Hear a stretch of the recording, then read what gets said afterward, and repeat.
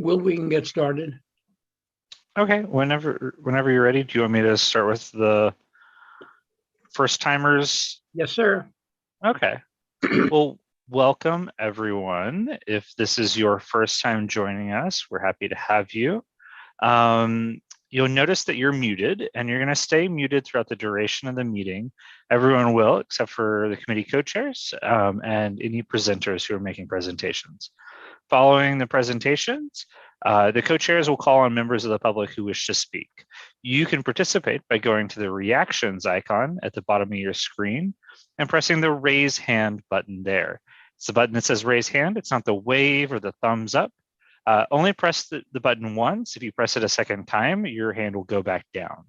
If you're calling in from the phone, it's *9 to raise your hand and *6 to unmute whenever you're called on. Be on the lookout for a prompt asking you to confirm unmuting once one of the co-chairs calls on you. The chat is available only for technical support. It is here to help with Zoom software problems, not to ask questions of the co-chairs or presenters. They will never see those chats. If you're using an older version of Zoom, you'll need to go to the participants section where you'll find the raise hand feature there. And finally, please do not raise your actual hand or wave at the screen because there's a bunch of people here and we may miss you and not see you. So if you're having problems, chat me, I'm here to support. And with that, I'll kick it back over to Barry Schneider. Thank you. Thank you, Will. Good evening, all. Welcome to the January meeting of the Parks and Waterfront Committee of Community Board 8. I want to introduce a new co-chair to the committee, Felice Farber. Felice, say hello, please. Hi, everyone. I'm glad to be here. We welcome you, Felice, and I wish a fond farewell to Tricia Shimamura in her new position with the Office of the Manhattan Borough President. Tricia is now the Director of Community Affairs for Manhattan. Our best wishes to Tricia and all our best wishes to Felice filling in her spot. She left large shoes behind, but if we send them by UPS, she'll be getting them tomorrow. That being said, the agenda is featuring the reconstruction of Rupert Park, and we have people from the Parks Department here to make the presentation. We'll take questions after the presentation, and if anyone have any comments before we begin, will you let me know if we have a special guest coming in? Let me just check to make sure they're not already here. There is a special guest I would like to acknowledge, however, former council member Benjamin Kalis. Ben, you have a word or two to say to us this evening? Ben? I'm in full-time dad mode at the moment, but wish you luck and want to see the design and hear from the community. Thank you, everyone, for everyone's partnership. Gail for her funding, Dan Court, Keith Powers, and everyone who put money into the project. Great. Thank you very much, Ben. Thank you, Ben. Parks, is Alex, are you going to be the one presenting for the Parks Department?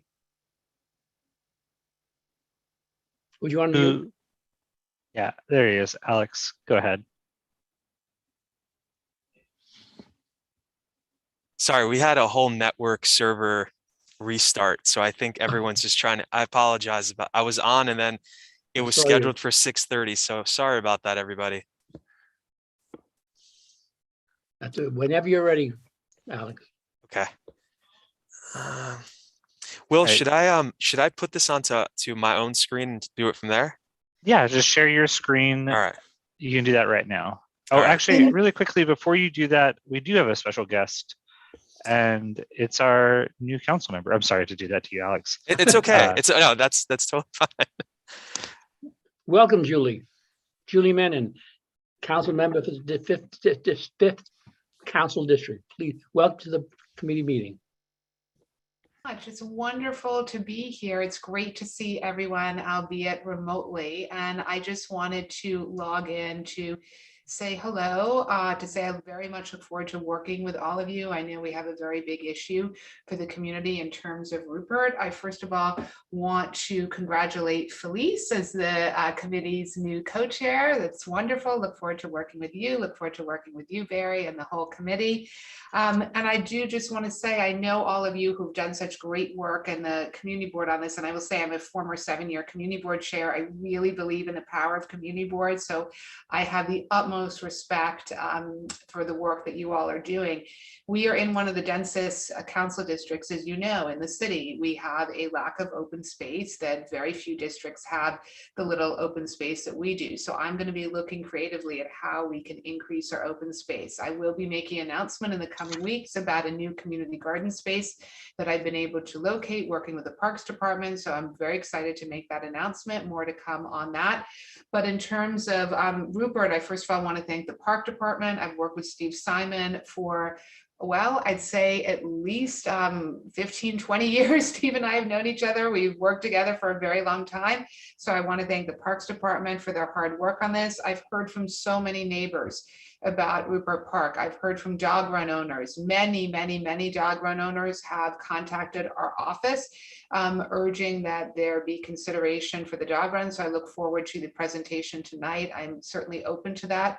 I know others oppose the dog run. I understand that. And so look, I want to solicit feedback on all of that, but I'm extremely open on this issue. So I did just want to say that and look forward to the committee doing its important work and then advising my office. I also want to make sure everyone knows Cameron Kaufman from my team. You can reach him. I don't know if there's a chat box, Cameron, if you could drop your information, but his phone is 646-256-4496. And his email he'll put in there as well. He's going to stay on for the whole committee meeting, so he will hear every single comment. I have a couple other things tonight, so I will not be on for the whole time. But I do just want to say I look forward to the presentations. I look forward to the committee's input, the public's input, and thank you so much and great to see you all.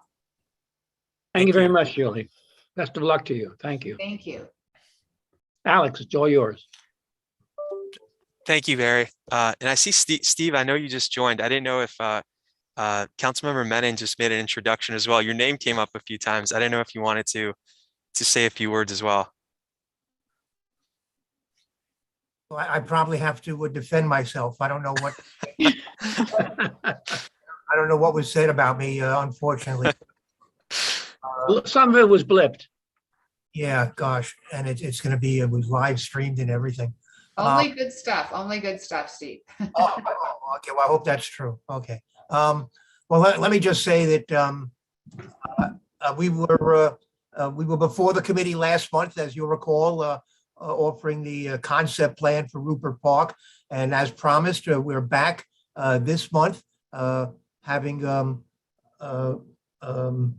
digested the input that we were given and the ideas that were put forward at the last meeting. And in particular, since the dog run was such a prominent point of discussion, what we chose to do is somewhat unusual for us tonight. What we're presenting to you are two alternatives: a plan that provides for a dog run and one that does not.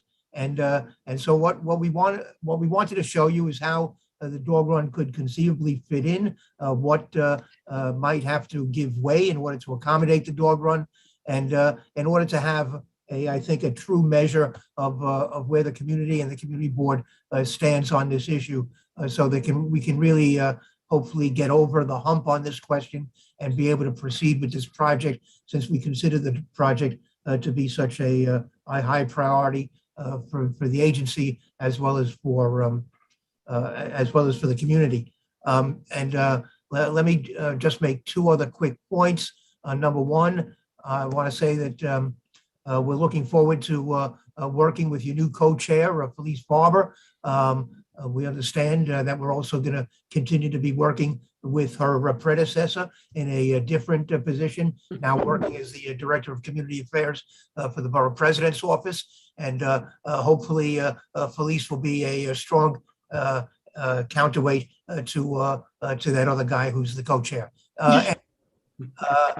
Although, to be honest, we enjoy working with him too. And the other thing I want to mention is that in the cover sheet of this presentation, you'll see a very detailed breakdown of all the different types of funding that we secured in order to make this project move along. One thing we have not included is a pledge we received from Assemblymember Court, $250,000. We're in the process of pinning down that grant and hopefully we will tie it together sometime soon, and we'll then figure out exactly how it will be used towards this project. So I by no means do I want to slight Assemblymember Court. We certainly welcome his contribution, and we're looking forward to spending his money. With that, Alex, who has been spending a lot of time and giving a lot of serious consideration to this project, and I heard a lot of positive feedback on his last presentation. So hopefully you'll be receiving this one with the same open arms. So Alex, I think I've now set it up for you. Thank you, Steve. I just want to say Happy New Year to everybody. And I know I see a lot of familiar faces from December's meeting. So thank you again for joining tonight. As Steve said, we'll go through the presentation. Some of the slides are going to be familiar to many, but we'll also be presenting the option B for incorporating a dog run onto the plans.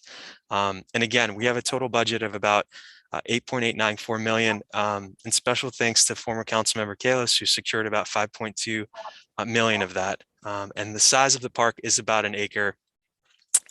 And then just our overall goals, just highlighting them again, is to provide enhanced play spaces for the neighborhood children, improve access throughout the park, currently there's limits in accessibility, and then create passive seating and gathering areas. And I know that on the goals, it's not highlighting a dog run, but we will have that in the presentation as well, since we did hear the community at the last meeting, and we took it to heart to make sure that we did look at the plans and see where we can incorporate one. Project location, as many as you know, we're between 90th and 91st Street, right off of 2nd Avenue. We're out of the flood zone. And then surrounding land use is mixed use and also residential. In the neighborhood context, this slide again is just very telling that how much there is a need for this park to get redeveloped. When you look at this plan, it's very telling. And then existing conditions, as we said at the last meeting, and for anyone that's joining us for the first time to this meeting, there's a substantial amount of green space with the slope that's underutilized. So at the moment, you kind of are looking at the slope instead of experiencing it. And then there's these spaces that are not cohesively attached and sort of segmented around that from the past and that are currently out there. So we're looking to sort of make an effort to connect these spaces and also, also highlight the green spaces there along with the slope that's out there. And this is just an existing section. It's showing that there's a 15-foot grade change on the site that spans, in this shot, you're looking at 2nd Avenue moving your way west. So you're able to see sort of in the center there where it becomes this abrupt grade shift on the site. And then it causes these, in this plan, it shows the accessible and the inaccessible routes. And really one thing that struck us was when you're out on 2nd Avenue is when you arrive at the park is that you're sort of left stuck right at that area. And there's this ridge of the slope. And then again, you enter at 91st, but there's the park itself's not interconnected. And so it's one of the goals that we strove for accessibility. And then this slide, there's 88 trees existing on the site. We're looking for 2 design removals due to the design, which are crab apples on the site. And it's also one of the underlying goals as we did the design was that we were looking to retain all the trees on the site as much as we could and also respect their root zones as we incorporated new geometries and new programming on the site and enhanced programming for the play area. Existing conditions, and I'll go through these as quickly as I can, because I know many of you know the park very, very well. This is the view as you come off 2nd Avenue and sort of are left with all the stairs. So that was one of the things that we really strove to make sure that making 2nd Avenue accessible and then enhancing that experience to interconnect the 90th and 91st entrances to the park. And then this is a view again, looking down. You can sort of start to see the slope and then all the fencing that's on the site, just layered fencing. We were looking to make sure that we create a clean fence lines where we can, and that we have these spaces really highlight through planting, and then the trees themselves have expansed planting areas. And this is the slope itself. Looking back on, these are just the areas that are just not accessible. They're closed off at the moment, which many of you know. So we're looking to to open these areas up. These are the play areas currently out there. They're heavily utilized. They're in need of enhancement. And I know the kids are always out there and the parents. So I know at the last meeting, we started to show some of the play equipment. So we'll show the latest play equipment that we're looking at with all the programming that we're trying to incorporate. And then another shot of the play area and the existing spray shower. One of the things we noted at the last meeting is that the play area is not a separate feature on the park. So the new design, one of the things we strove for was to create a playground area that was fenced off and separate, so that when you enter the park, you're not just entering into the playground area, and that parents felt a little bit more secure in the area that they were entering. And park users then also could experience the rest of the park without having to go through the playground area.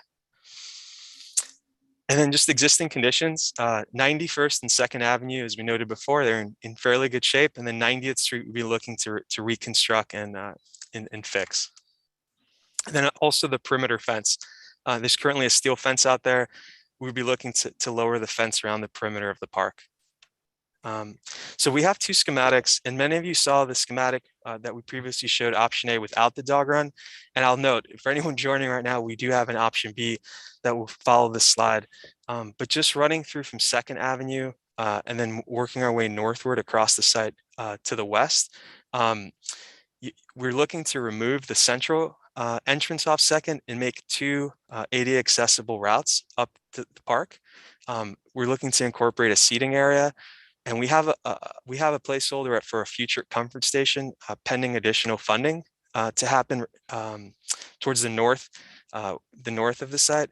And then the two entrances off 90th and 91st would be retained, but we'll be looking to make more of fluid paths throughout the park that interconnect and again are accessible. And then to separate the playground area, we have 2 to 5 and 5 to 12. And then what we'd like to do is relocate the water play centrally to maybe an area that's a little bit more potential sun happening. And then to create this to create a loop that brings users to this high point that occurs at the southwest of the site. And then that would also be accessible and then would loop back around into the swing area. And then again, have a 5 to 2 play structure as well. And this play structure would then interconnect right at this point for users to actually access the top of the playground structure. And there'll be images that will help to show exactly what I'm saying. And then we have passive lawn areas that will occur in the center and also on the sloped area here that then would intertwine with the seating area. And I'll follow this. This is a new slide. We looked and we studied where we could potentially put a dog run. I know some community members also had opinions of where it could go. So, and also sticking to having the comfort station as part of this plan, we potentially would put the comfort station now on the south end of the site and then have a dog run that would pretty much follow the template that's currently out there. And it would be about roughly about 1,750 square feet. And we have a slide that sort of shows the scale. And because it's not a massive area, that would serve for all dog sizes, and that would be coming off of 2nd Avenue and then intertwining into this area. And then the rest of the site would be retained in terms of the design for the playground area towards the west of the site. So again, the previous one has the comfort station here. That would be the dog run, and the comfort station would now be happening in this scheme to the south. And then these were just dog run comparisons just for reference. This design dog run trying to maximize but still honor the trees that are currently out there would be roughly over 1,700 square feet. And then in terms of scales, Bull Moose Dog Run is the small size for the smaller dogs is about just over 1,600 square feet with this larger area for larger dogs. And then Coiler's Hook is just about over 1,400 square feet. And the large dog area 3,000. I think at the last meeting, Washington Square Park had come up. And we found the small dog area is just under 1,000 square feet. And the large dog area is, I think, roughly over 5,000 square feet, give or take. So just points of reference if anyone wants to visit or has visited them of the scale of this dog run proposed. I hope that helps. We hope that helps. And then accessibility before and after, we're showing option A and B, but sure, we're showing option A in this, in the existing, but overall, we're maximizing accessibility throughout the site, including the play area with the loop happening around the play structure. A perspective drawing with the play structure. looking to do a slide and then a rock scramble. And then the playground equipment that we showed and we've been working on, and we were able to actually, in the next slide, you'll see it, we're actually, we had one spiral slide, and then along with the slide at the rock scramble, then we actually were able to incorporate another slide off the bridge area. So there'll be, there'll be a total of 3 slides on this larger 5 to 12 area with maximized play. At this point is where that connection happens off the loop. And so visitors will actually, in wheelchairs or AD accessibility would happen right at this point, and you actually would bridge right around and spiral around this tower. And this is another shot of that extra slide and the connection through the tower. And then climbers throughout with maximized play. And then just one more shot. This is the slide that would happen at the rock scramble, the spiral slide, and then additional slide as well. And these are the 2 to 5 players. One comment was we're looking to make the slide that was before shown quite a little bit more narrow. We're looking to match what's currently out there with a wider slide for the kids. And then the swings, which we presented before, would happen in the swing area. And we worked on maximize as many swings we could get without having to do any removals of the trees in that area. And these are the playground colors that take cues from the existing site. We thought they worked well, and they sort of pick up on the tones that are currently out there. And the spray shower, we weren't able to show this at the previous meeting, but we've been working with a spray manufacturer. And so we worked on having in that central water play overhead spray, along with ground sprays that are directional, since it is a little bit of an area that's intertwined with the play. And that would happen right in that central ring area. So there'd be a series of ground sprays and overhead sprays. And these are just images showing what those overheads potentially look like that would happen along with the ground sprays.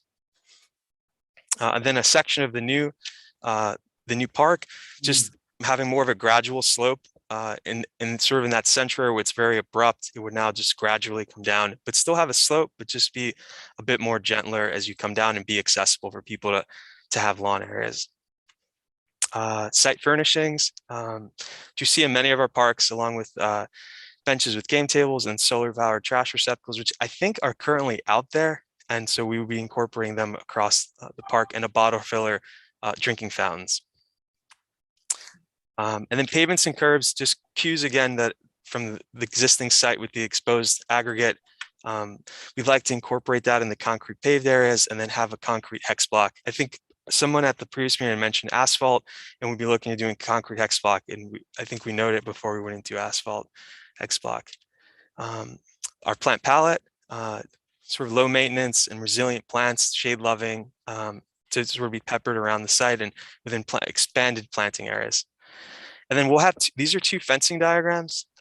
This one is for option A. It's showing the perimeter 4-foot fence, and then a 3-foot steel fence around the swings. And then in the previous meeting, we had a community member had noted that the fence was kind of abruptly on the path. So we thought it would be nice to sort of intertwine it back here and then have the planting be along the path. So as you're walking, you actually are looking at the plants rather than just looking at a fence.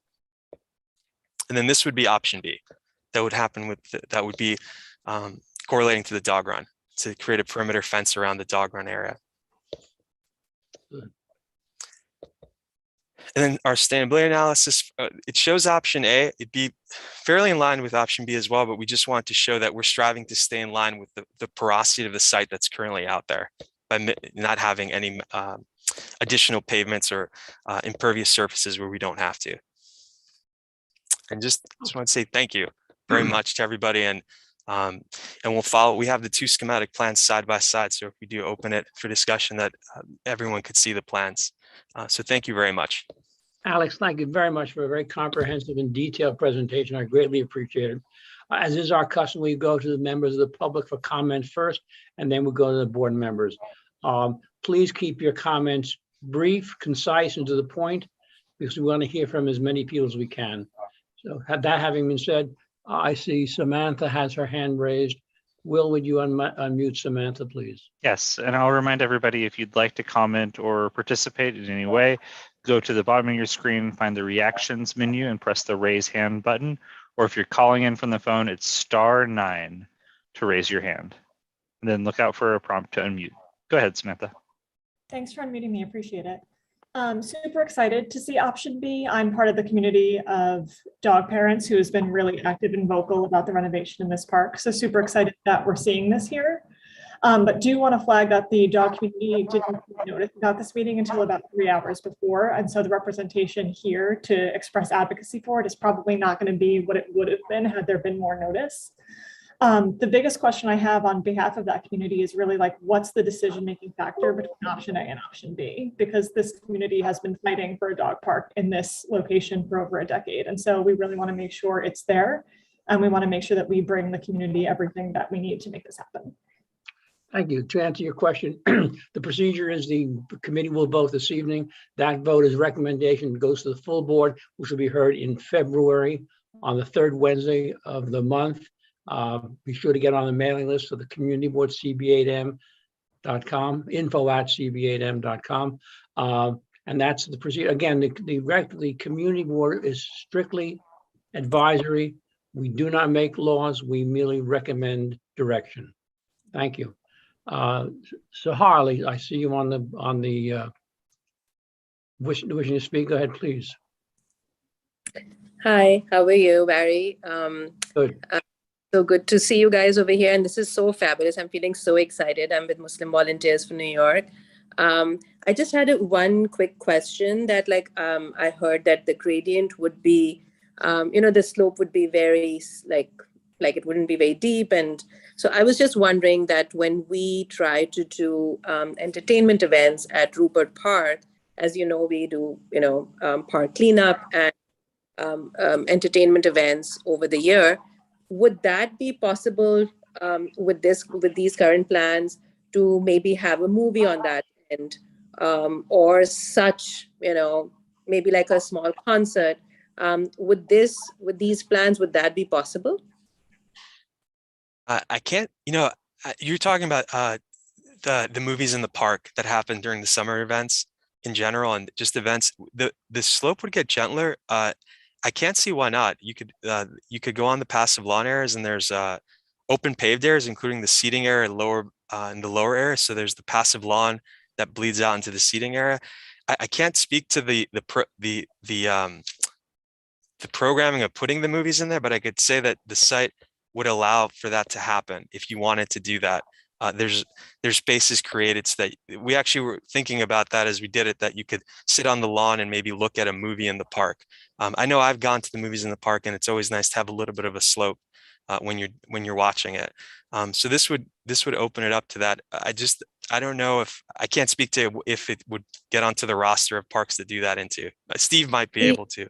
We actually do that. Okay. We are the stewards of this park, Muslim Volunteers in New York. So we are the ones who organize these events. But with the current Rupert Park infrastructure, that is something that cannot be done because the slope is so deep that it's not possible to have it. So that's why I was asking on behalf of Muslim Volunteers for New York that when we do want to do it in the future, once this park is it looks so beautiful, once it's done, that would it be possible, to make sure that that is a possibility to incorporate? And as you said, to answer your question, yes. Yeah, you'll be able to access those areas now that are closed off. You'd be able to sit on them and access them. So yes, you should be able to do that. Okay. It's a great question. Thank you. That would be great. Thank you, Sahar. Good to see you. The next public speaker is Laurie Davis.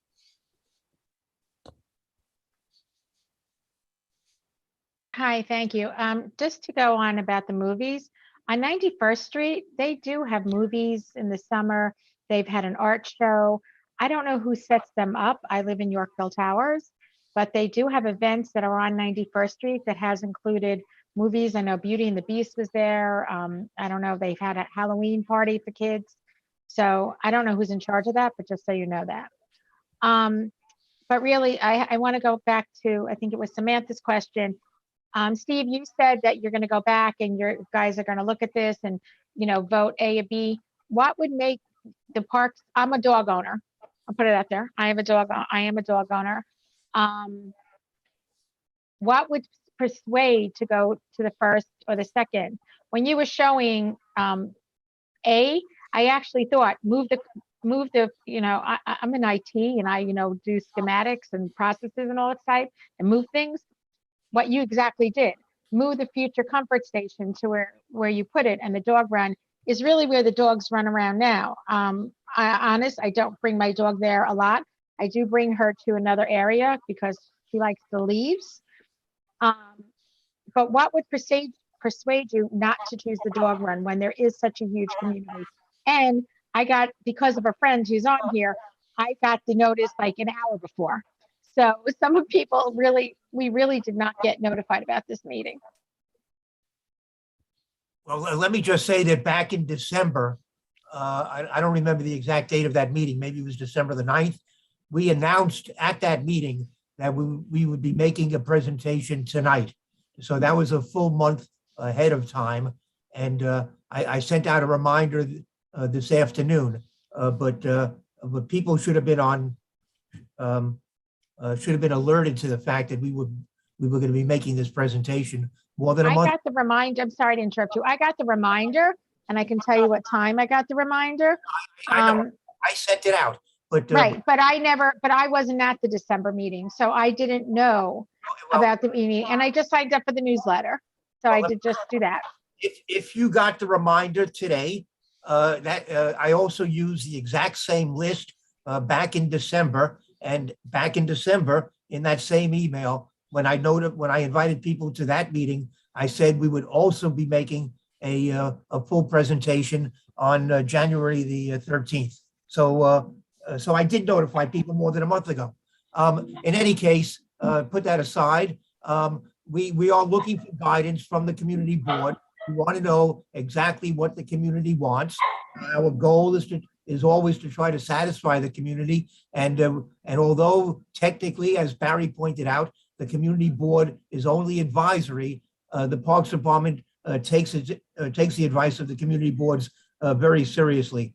So I can't tell you right now exactly where we will end up, but certainly the community board's input is invaluable in this at all times, but especially in this case. Thank you. Thank you, Steve. Moving to the next speaker is Steve P. for. Hi. So I just had a question. I'm also a dog owner. I've lived in the Upper East Side since 1985. I'm now in Normandy, but I've lived on 95th Street since 1985. So I'm very in favor of the dog run. And I just wanted to know if, is the proposed dog run to be used for just small dogs? Or how can both small and large dogs use such a small dog run? It kind of doesn't make sense. So Thank you. Thank you, Steve. The current dog run that we show, it is for both small and large dogs. But it is a point to be made.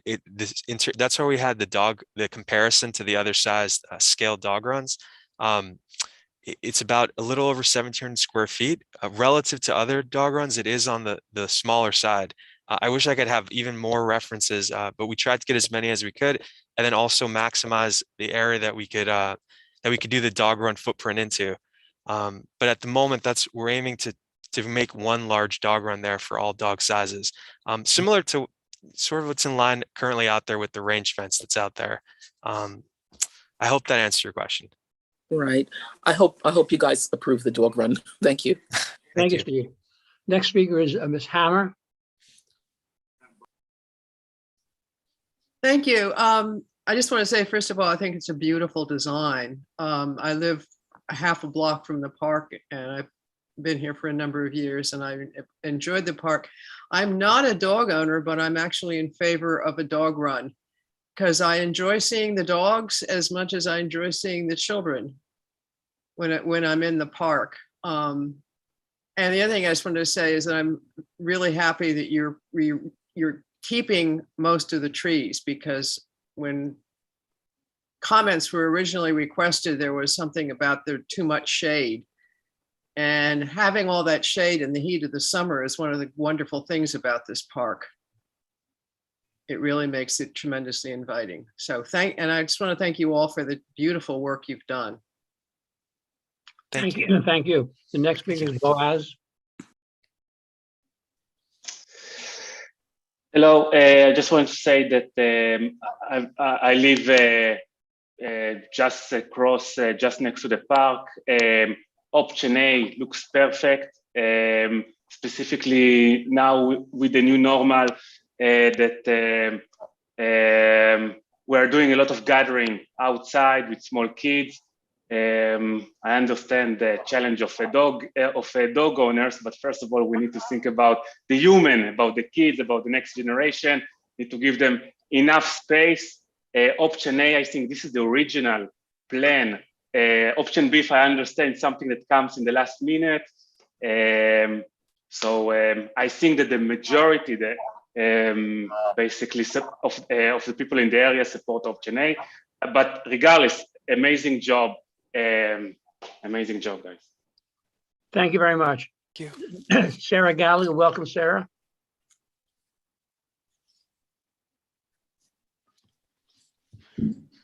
Like the plan, although I also am a supporter of option A. I think, you know, we have so little space for children and, you know, yeah, humans. Much as I love dogs and I'm on the board of the AKC, you know, kids first.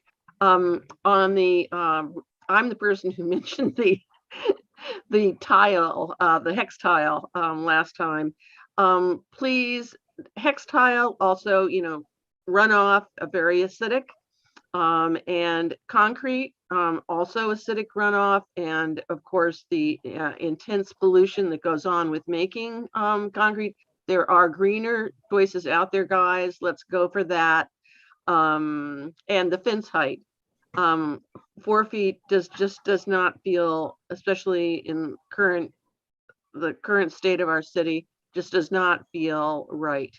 I think we need something that's a bit more protective, shall we say, and more of a border than just 4 feet. Okay, guys, thank you very much. I think you've done a beautiful job, and yeah, great to be saving all these trees. Thank you, Sarah. Next speaker is Jeremy Berman.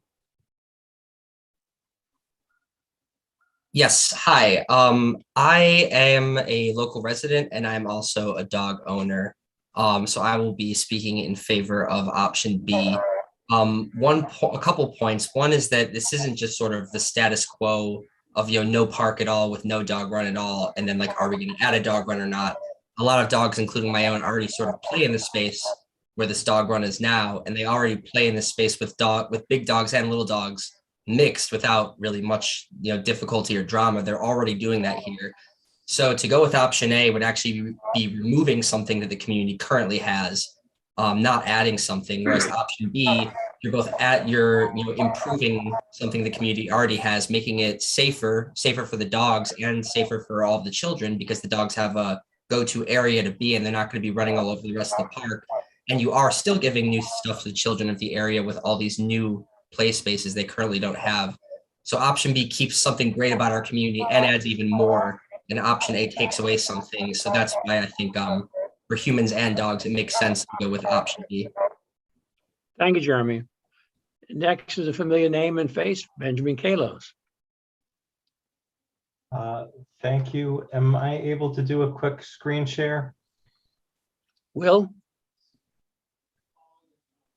Yes, I have to take down the current one, but go ahead. Screen 3. First, thank you on adding the additional slide. This is just some of the notes from the last meeting. Is there an opportunity? We have 80 trees to remove just 2 additional trees so we can double the number of swings. And the water play area appears to, there doesn't appear to be a path to the larger children's playground where people will either get sprayed or have to walk through a different play area. So my thought was, if we removed one of the trees and made the water area a little bit larger and moved it a little bit, it would create more of a pathway. So I guess first question is just, are we able to remove the 2 trees to double the swings and double the size of water play and also create a safe path without getting wet? It's a great question. I don't know if I could say yes or no to it, because I know in working with our landscape construction unit, they always stray on the side of we aren't to remove trees. Like they always strive, especially if the trees are healthy. The 2 trees that we did remove were on their list of trees that can be removed because of their state and because of the species. But I know when we did this design ban, it was one of those things where they said those trees are they prefer if they are left in place, and that's why the geometries came out that way. There is $200,000 to replace the 2 trees that I'm asking to remove. Another question was about whether or not you could add climbing nests, similar to the ones at Carl Schurz below the bridge. We could. I know when we spoke to LSI, the manufacturer, it starts to play with the drop heights that are around it, because there is that slide at the rock scramble. But if it's something that that's really preferred to put in, we could work out where we could put a climber in there. I know it starts to get it gets really hairy with the drop heights, and then we have the slide. But we did, which you saw, we were able to get that one additional slide, Thank you which was great. It was exciting to get it in there, that third one. I think it'll be nice to have like the bridge with a slide off of it. But we could go back and ask them about the climber as well with the drop heights. For the smaller area for the kids, and I see another kid my daughter's age, which is a good thing. I see that on David's surface, so I'm eager to hear from him.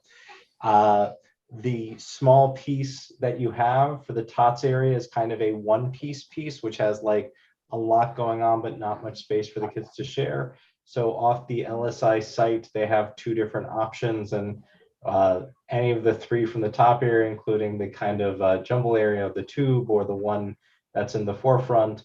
And then for the really small kids, just versus having the panels, just something that's incredibly successful at Carl Schurz is the dollhouse type play area, which is up here.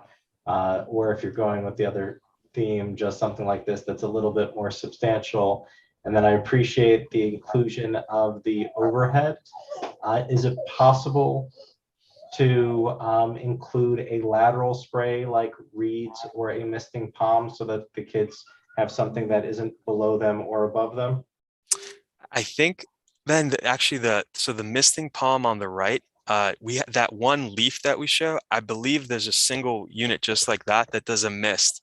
So Perfect. If it's something preferred, that we could do a mist leaf. The other part is if we can have one of the overheads be something that's interactive and movement, whether it's the water bucket, which either you love them or you hate them, but it creates this dynamic action, or the hydroflex, which is an overhead thing that the kids can actually spin. And I think I see some of the kids on the call smiling. Are we able to do something that is active and movement oriented?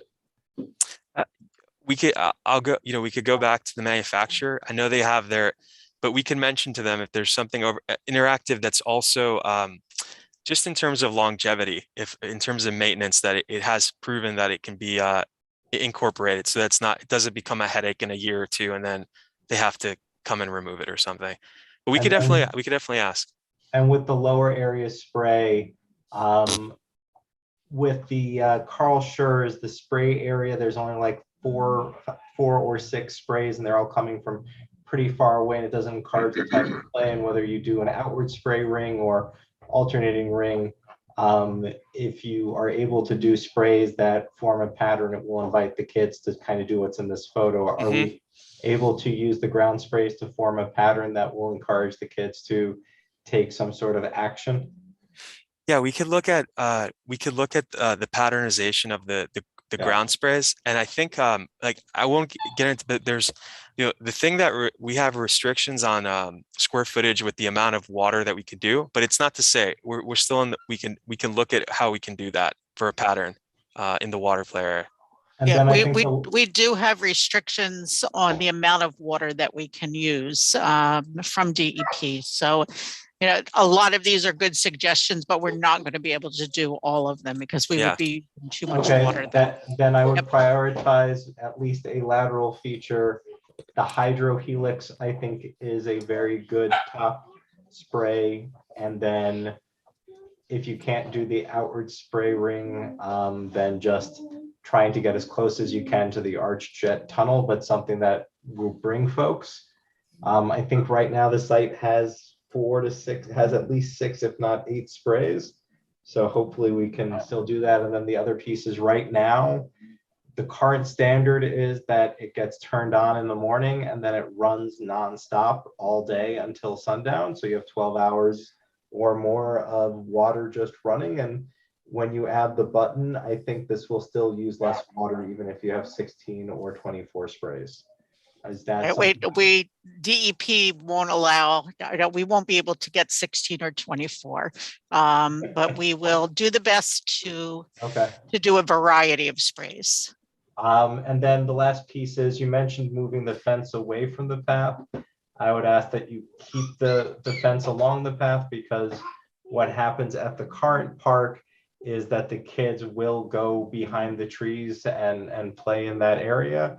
And as a parent, it would be nice to just let them be able to do that, knowing that they'll stay there.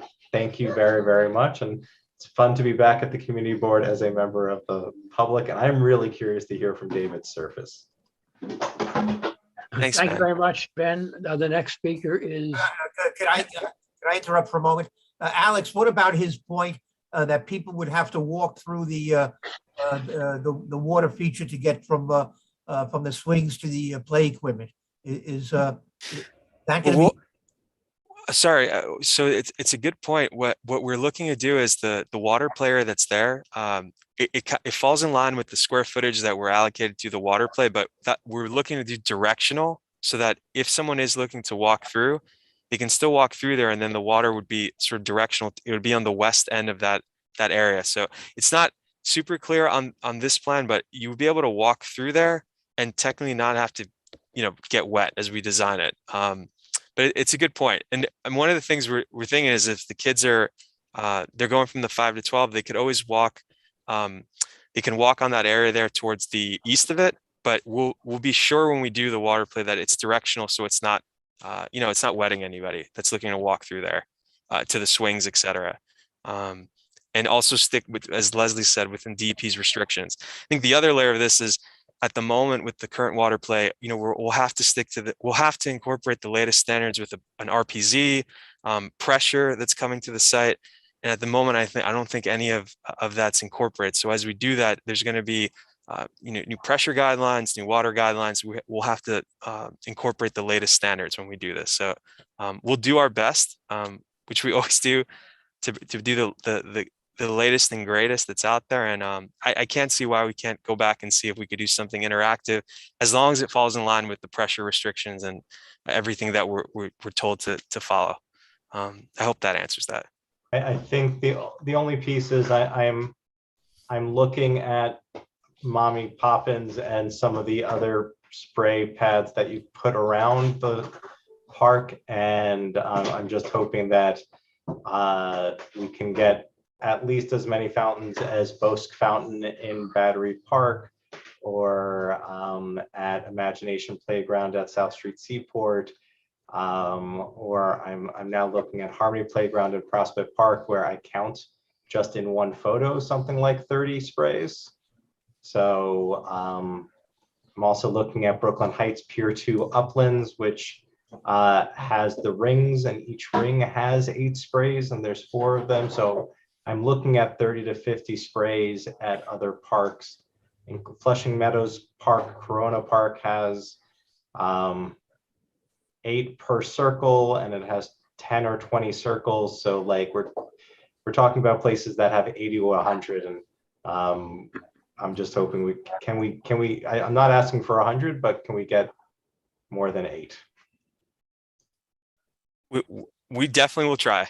We will aim to get as much as we can on your event for sure. Thank you, Ben. Moving on, Cassandra Klein next, please. Hi, I am for Plan B. I'm one of the dog owners, but it's more than just for my dog. We really have a I was at the park today with my dog and I met 3 new neighbors. So it's really a community building activity for members of the community to come with their pets and get to know one another. So I really see it as more than just exercise for my dog. It's exercise for my socialization. And with COVID, we've been indoors so much, and it gives you a chance to get out and say hello to human beings and people.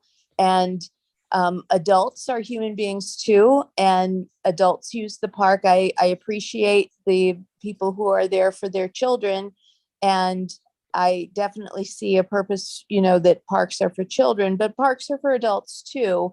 And I'm home all day and I go to the park midday when the children are at school. And there are a lot of adults who use the park in the hours when the children are not there. And there should be opportunities for us to bring our 4-legged children to the park and enjoy our time with them.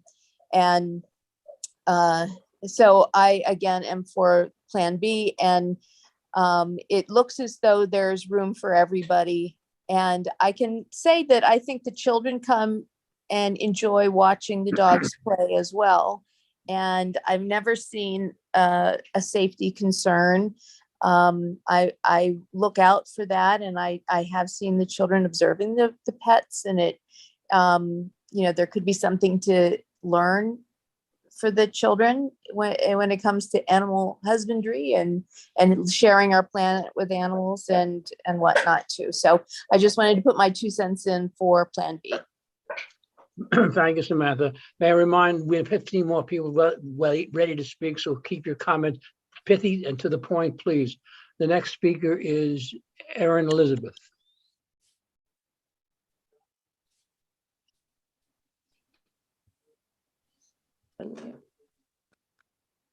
Hello. Go ahead, please. Hi, thank you for this opportunity. You just muted yourself. You're muted.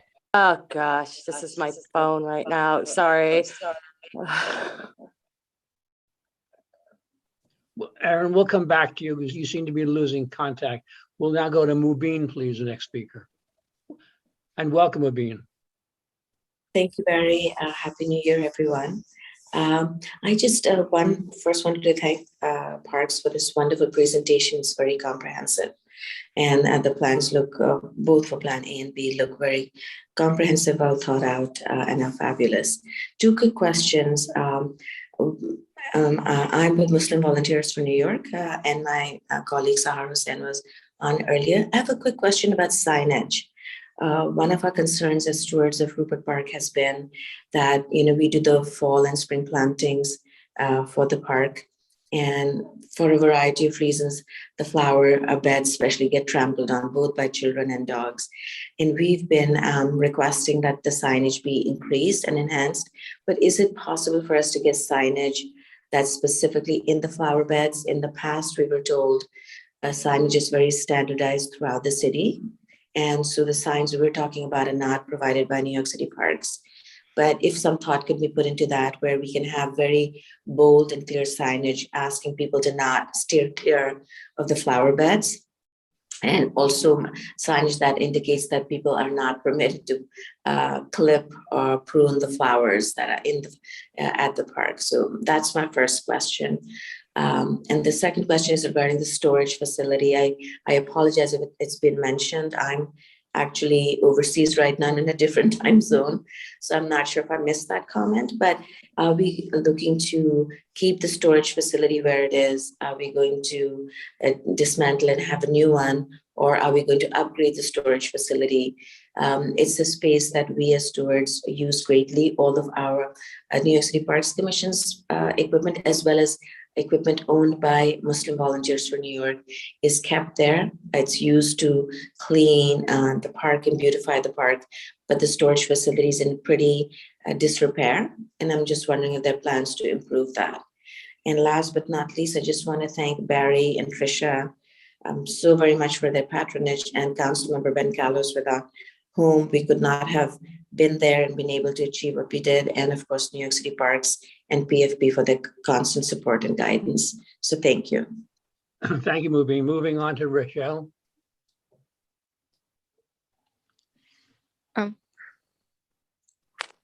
Hi, thank you again for coming up with these beautiful designs. I am a dog owner and a teacher, and I just love how Plan B incorporates both parts of our community. I do use this park all the time and there almost every day with my dog and just on my own.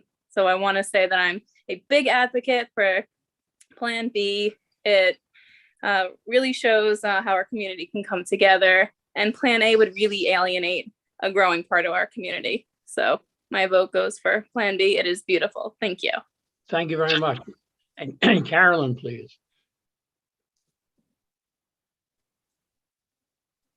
Hi, thank you for this presentation. To be honest, it's hard to imagine anything besides Plan B. It's very obvious to many of the dog owners and community members that not only has the informal dog run currently is being actively used at all hours of the day, but it's actually expanded beyond just this one section of the park. So I am a little bit concerned with the size of the square footage of that section, because as we've seen in Carl Schurz Park and in Rupert Park, dogs will continue to be part of this community in places that they're not supposed to be if there's not dedicated space for them. So it's a bit challenging to imagine Plan B not being the way forward. And I'd really like that to be strongly considered, as well as increasing the permeability so that we can really think about, if we're really being honest with ourselves about the future generations and making sure that we're all welcome in this community, and that we're actually, as some of the other commenters have mentioned, that we're being considerate of, we can all share this space together and how we can do this best. So thank you. Thank you. Samantha, I'm not calling on you now. You spoke once. We'll go to the other speakers first and the board members, and then we'll come back to you if time allows. The next speaker is Matoka. I'm sorry if I get that wrong. Hello. Yeah, Thank you so much. Oh, okay. Thank you so much for letting me speak. Yeah, thank you so much for the plan. It's beautiful. I'm not a dog owner, but I'm friend of a lot of dog owners, and that's one of the great things that I live in Rupert Park and the Rupert Tower, and that's one of the things that I look forward when I just get outside, as well as my kids. So I really vote for the dog run. Couple other things. The bike and scooter, the kids like to ride bikes and scooters in that park. And so I just wanted to make sure there are space in the park that they can do that. And also my concern is about the sight line between the swing and the water play and the other play area. Because if you have multiple kids and one kid wants to be on the swing, the other kid wants to be on the playground, we just wanted to make sure that we can kind of see both kids or multiple kids. The other thing is about the snow day. I always do the sledding in the Rupert Park, using that pretty good slope. I just want to make sure that somewhere in the park I could do that still on the snow day. And the swing, just 5 swings seems a little too few for amount of kids there are in this area. If there could be more, that would be great. And I guess the last thing I want to say is during the winter, in that water play area, can kids run around in the area safely without bumping into those units? Like, are they just like sticking out of the ground? Like, how are they placed? Are there still space for kids to run around? That's it. Thank you so much. Thank you. Elizabeth, please, next.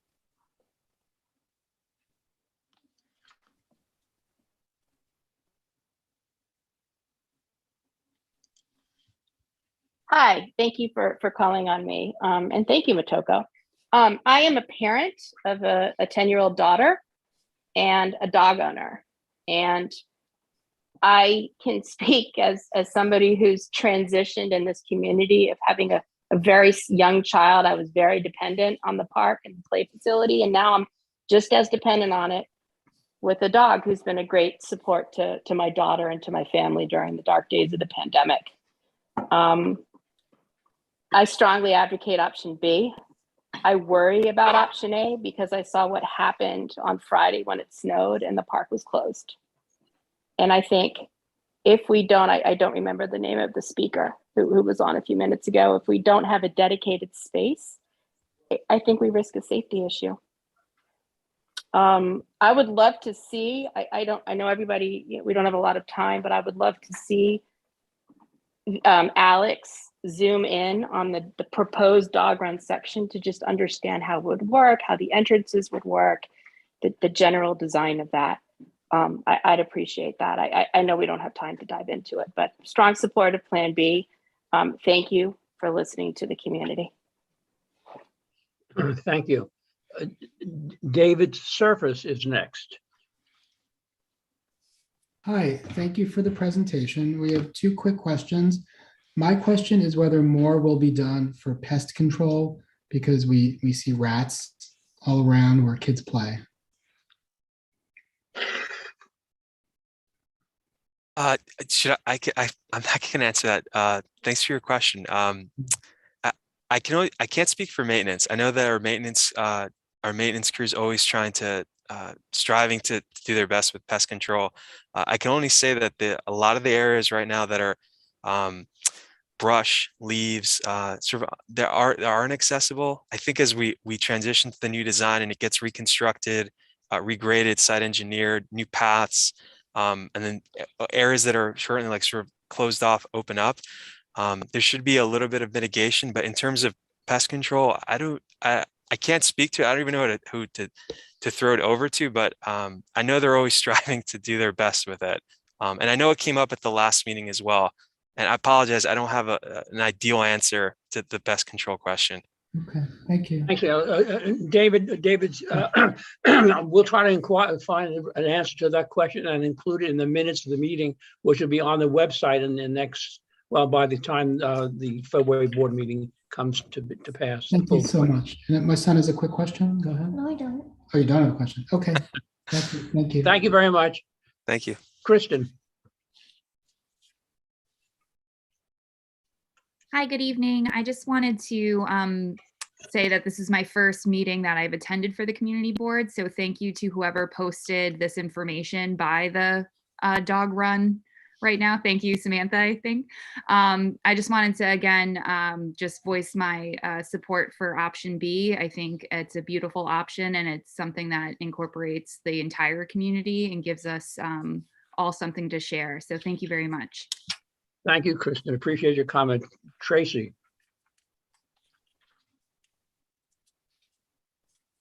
Good evening. Can you hear me? Yes. Awesome. Thank you all so much again for your work on this plan. This is my first ever community board meeting, so I apologize if my questions and comments are out of place here. First, as a dog owner, I wholeheartedly support option B with the dog run. I also agree with the point that Jeremy Berman made earlier that a dog run wouldn't really be an addition to the park space that takes away any space from any other part of the community. Then I have two questions, and I apologize if these points were made earlier in the call. I had technical difficulties. The first one is I heard a mention of solar powered trash cans in the park, which is fantastic. My question is, will they also be hands-free? I know that for me personally, having to touch a trash can is a deterrent and pretty gross. It was that way even before the pandemic, and right now in the pandemic, I certainly don't want to have to touch a garbage can. And then my second question was, I wasn't sure if the issue of soil erosion had been mentioned, but it seems like every time there's any type of precipitation, whether it's rain or snow, the dirt from the so-called planted areas always runs down because the park is on such a gradient. And so it gets onto the pavement where where everybody walks. And then lastly, I just want to say, I know this is a very small place, a small space. And so I do appreciate the work that everyone's doing to be inclusive of as many facets of our community as possible. Thank you again. Thank you, Tricia. I was going to say, Tracy, I can answer the first question. There will be a pedal on the trash receptacle, so they will be hands-free. Could actually, there'll be a pedal at the bottom of them. And then in terms of erosion, the new design strives to still have a slope, but just make it a little bit more gentler so that there's not, just sort of mitigate the erosion problems that are currently out there, and then replant a lot of the areas that currently have become eroded and a drainage issue. So just a quick answer as quickly as I could. Thank you, Alex. You're Carla. welcome. Thank you so much. Can you hear me? Yes, we can. Okay, I'll try to be really brief and contribute my support for option B. I have a toddler and I have a dog. We use the park every day as a family, and I want to just note that in my case, our dog is actually a service animal for my husband who has mobility disability. So I really appreciate that this option has been brought forth, and I really hope that we can continue to be able to have that. So again, my support is for option B. Thank you. Thank you very much, Carla. Sarah Wilkins, please.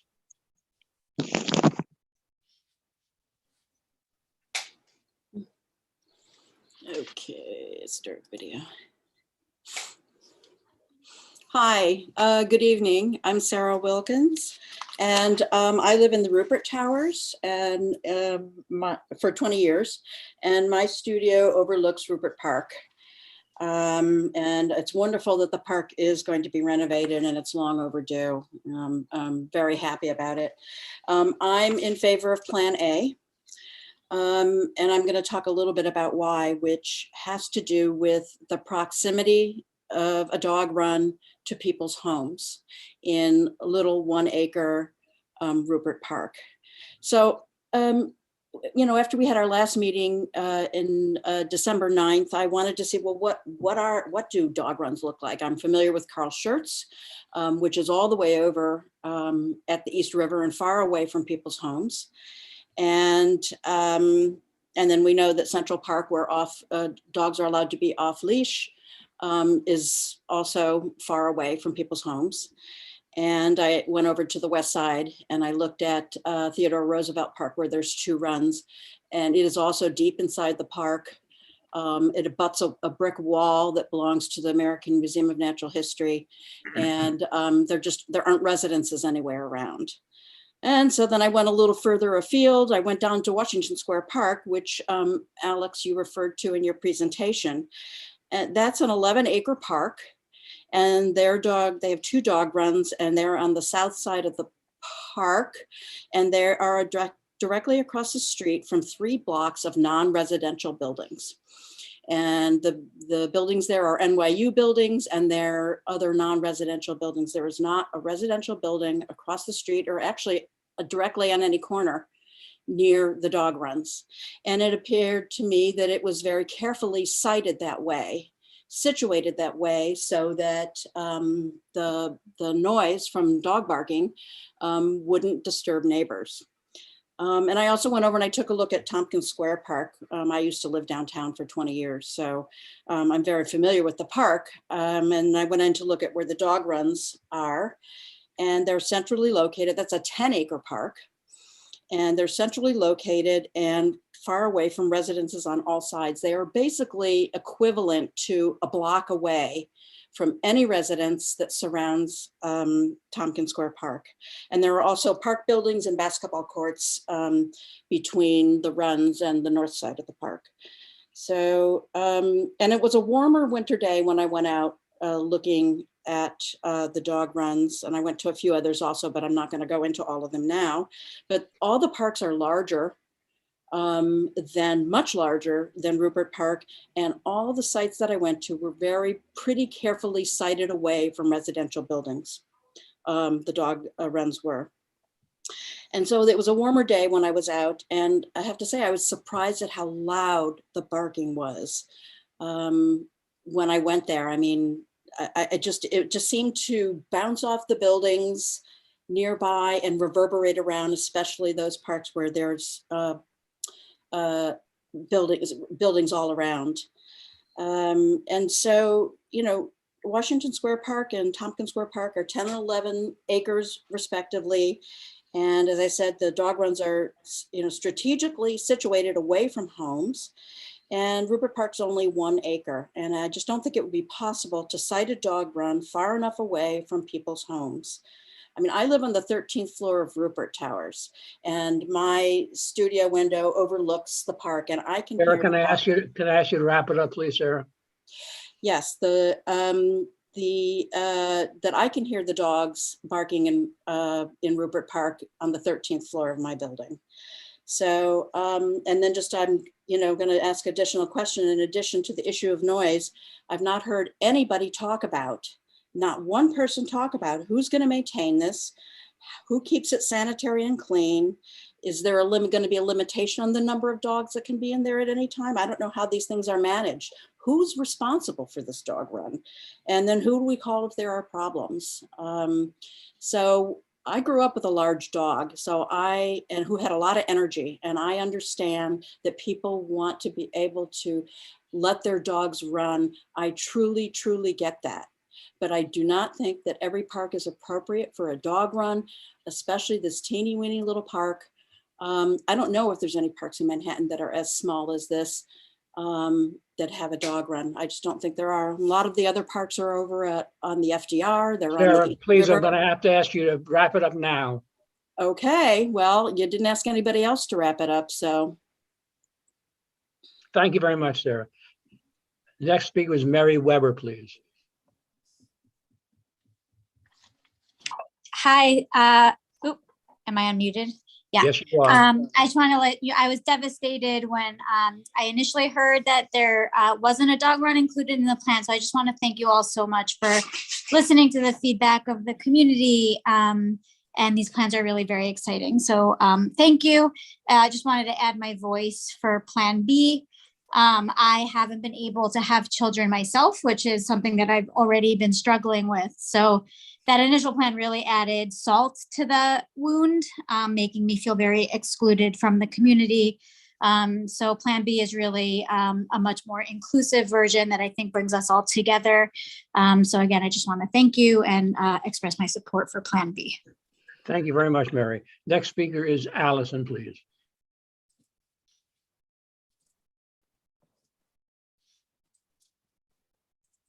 Allison, look for a button that says, there you go. Yeah.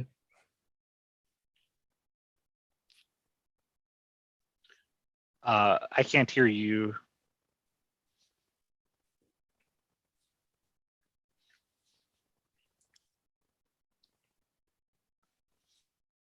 Nope, cannot hear you. Allison, if you have a question, would you put it in the chat to Will and he'll relay it to us, please? You can also leave and come back, raise your hand again, and we'll come back to you. Okay. There are 3 people who've already spoken, who have their hands up. We'll come back to you after we hear from the other members of the public and the members of Community Board 8. Jamie, you're next, please. Hello. Go ahead. Hi. I will say I am also very much in favor of the dog park, but my question was actually about the slides. I was wondering what material the slides are planning to be made out of. The slides would be stainless steel. They'd be stainless steel, which we use it across. It's standard for almost all our city parks. So my concern is just that this area does get a lot of sunlight during the summertime, and that these slides might get too hot. I want to know if there's anything being done to mitigate that. I know. Well, one thing I could say it's on our side is the site is fairly shady, which is great.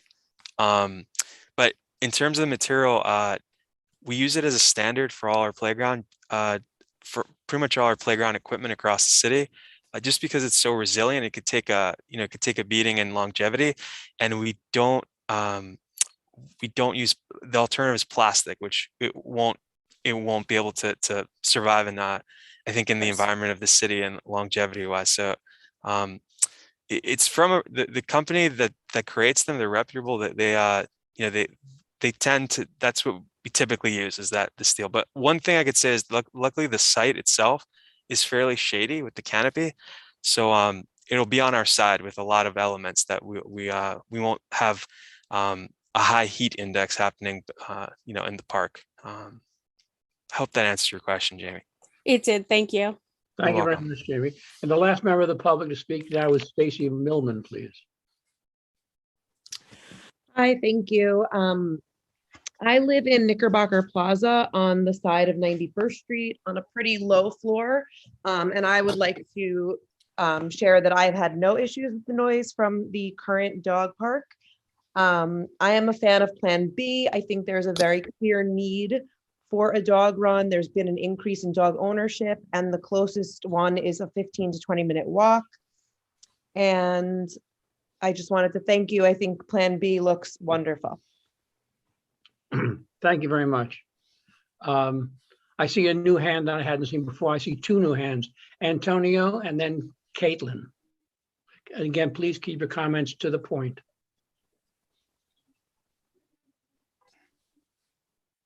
Antonio, you can unmute.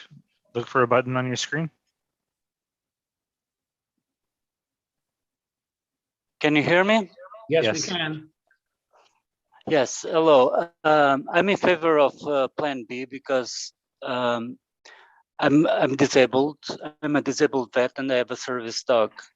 I go to that park so my dog can relieve herself, so she can help me out during the day. If I don't have the option of go to Rupert Park, I don't have any option at all. I just wanted to note that the dogs are not very loud. Madison Square Park has buildings all over, apartment buildings all over surrounding Madison Square Park, and people don't complain. I think that's a false issue that people complain about the noise. The dogs don't make a lot of noise. So I'm in favor of Plan B. I'm a disabled vet. I have a service animal, and I can't go so far to Carl Schultz or Central Park.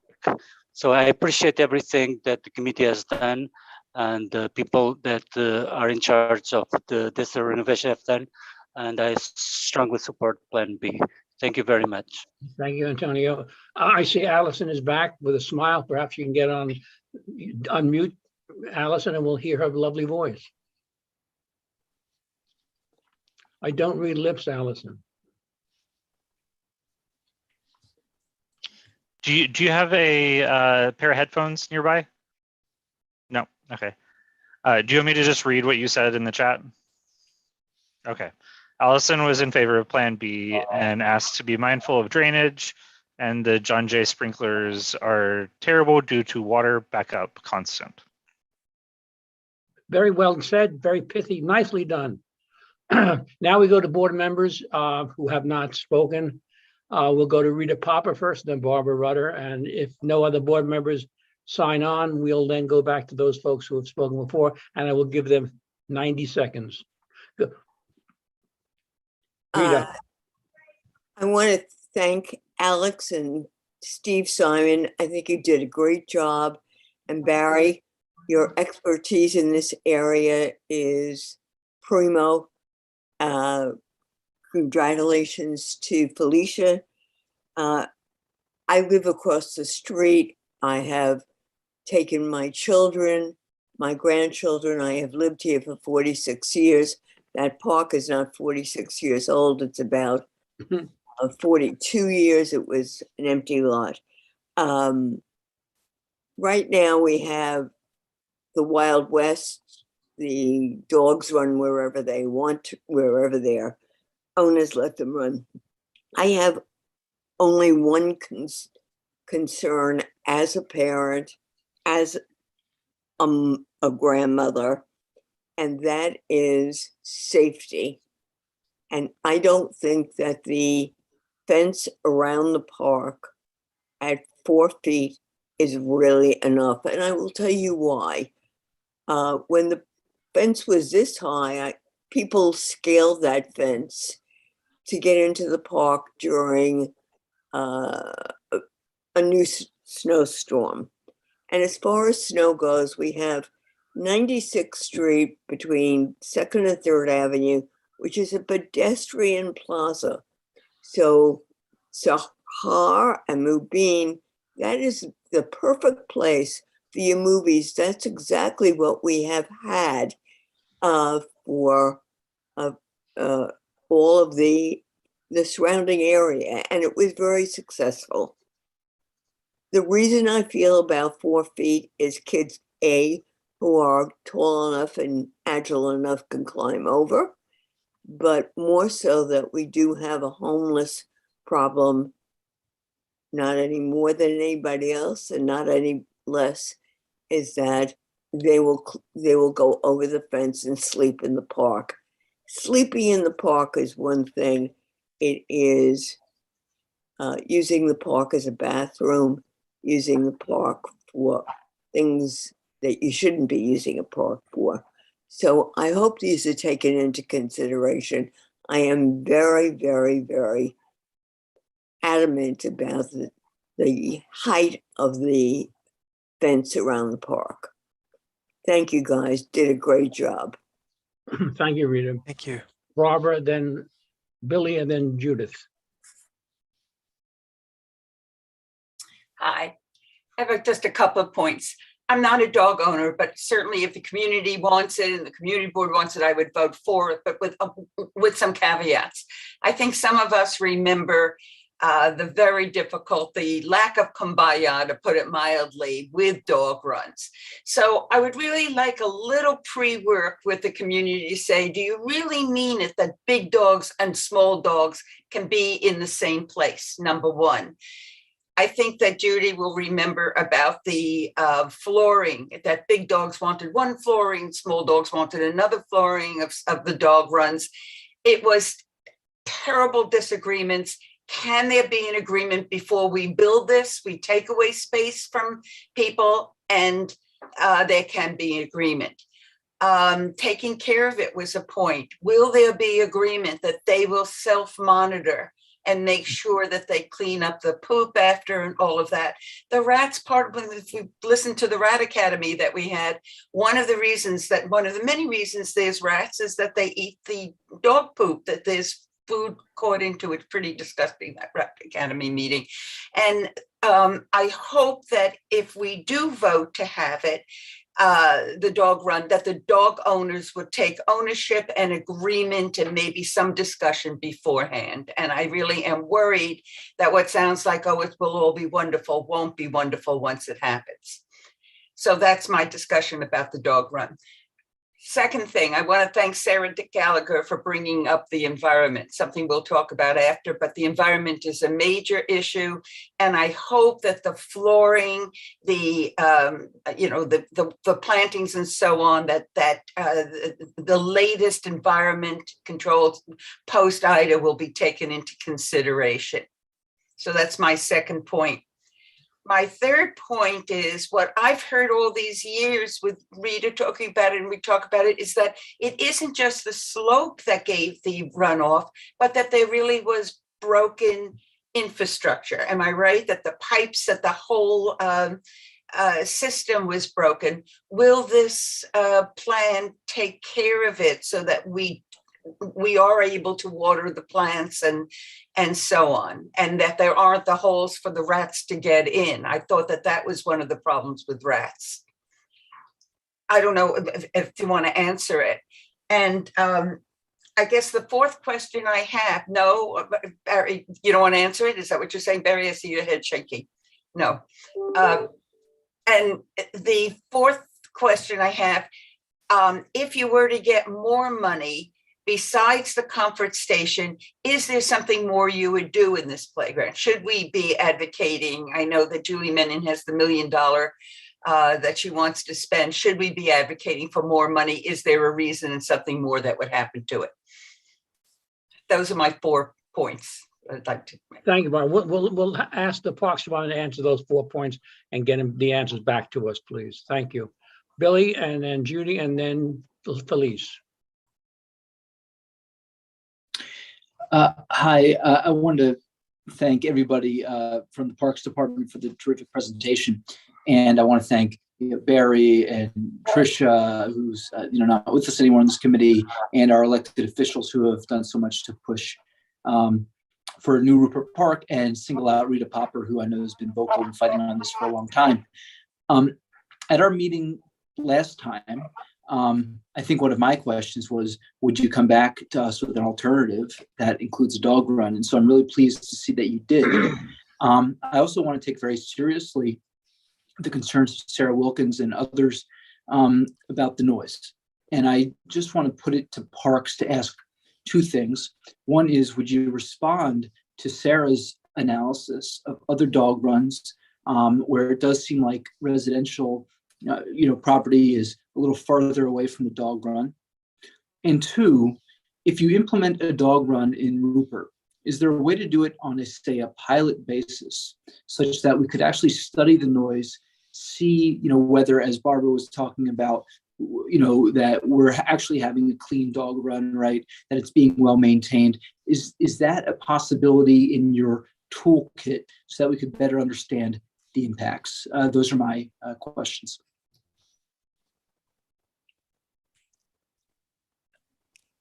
Well, unless the Parks wants to answer either of those questions now, we'll ask them to please put in writing an answer to those questions. I'm concerned about this. I was hesitant to answer, Barry, because I know you're trying to move forward, but I was going to say to the first question, I can't speak to it so quickly without, in terms of decibels and loudness, and also I think relative to parks across the city.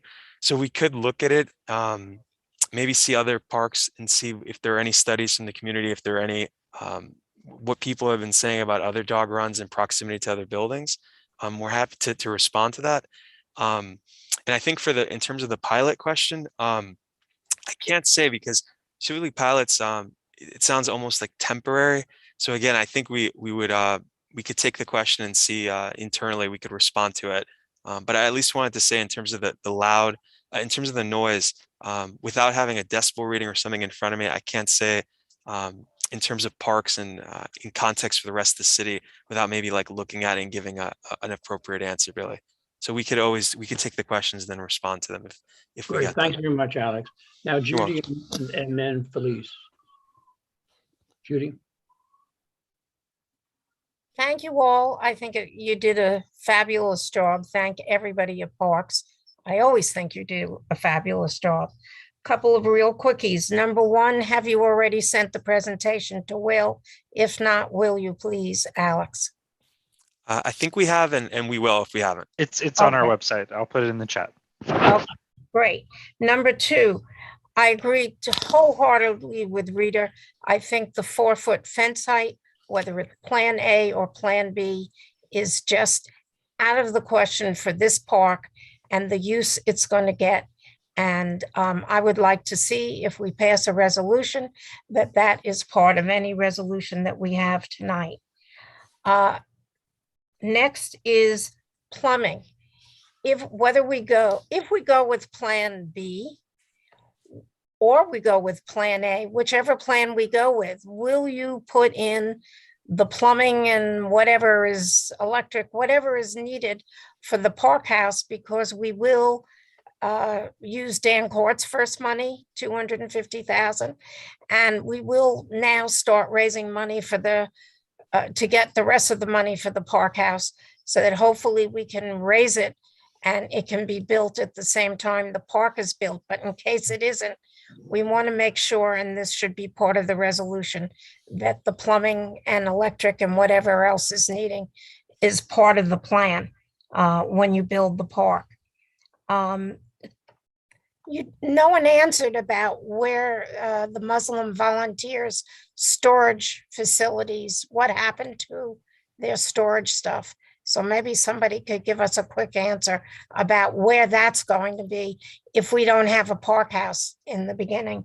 And lastly, I think whatever resolution we passed has to say that there must be signage in the gardens, that people aren't allowed, and that pets are only allowed in the dog runs.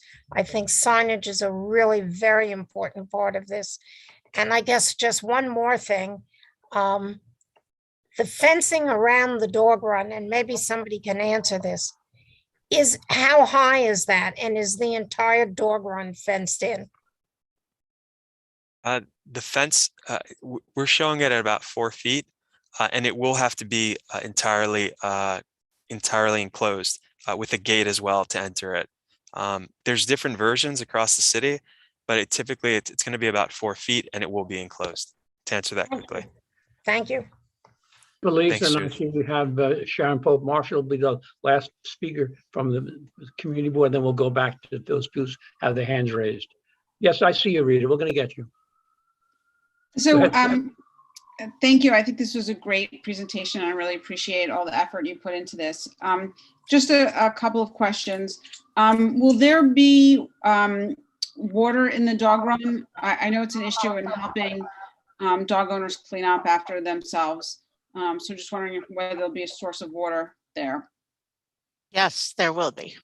Okay. And in addition, the issue about dog poop, will there be a garbage pail nearby so people can pick up after the dogs and take care of it? Definitely. Okay. And then the surface treatment of the dog run, do you plan on that being some kind of concrete or pavement, or will it be dirt? Preliminary, we're thinking it's going to be a mixture of, there'll be a paved area for accessibility, but it also could be a synthetic turf that goes in there. But it won't be dirt. I know currently out there, there's dirt, soil that's sort of eroded, but we're thinking preliminary, we're thinking of synthetic turf, or even a paved area that goes there, but it'd be nice if it was a soft surface. Just an initial thought that goes in the area. And there will be water and trash scuffles and benches as well inside of it with the fence around it. Thank you. And I just wanted to reiterate Rita's point about the fencing around the park. I do think it should be higher than 4 feet. Given the placement of the park, I think it's a real safety issue for the community. And so it'll be important to consider a higher fence. And then just for the two other issues, for the point that I think Mubin brought up earlier about special signage about, don't, protecting the plants and stuff like that. Is that something that the Parks Department can do? As she mentioned, we do have standard signs. We will talk to our signage division to see if there's a way to incorporate that wording into the signage. But they don't usually do separate signs for each garden. But we will definitely make that suggestion to them. Thank you. And then finally, in moving the comfort station to the other side of the park, are there any issues about existing utilities that might be, that you'd be connecting to? Does that make it more expensive to put the comfort station on the other side of the park than where it was planned? Not really. We were looking at putting it on the west side, closer to the playground, but that would cause a longer run of utilities into the park from 2nd Avenue. So putting it down on either corner near 2nd Avenue is going to give us the same utility runs. Okay, so it doesn't matter which corner. It doesn't really matter which corner, right? Okay. Thank you, Elise. Thank you. Thanks. Sharon Pope Marshall, please.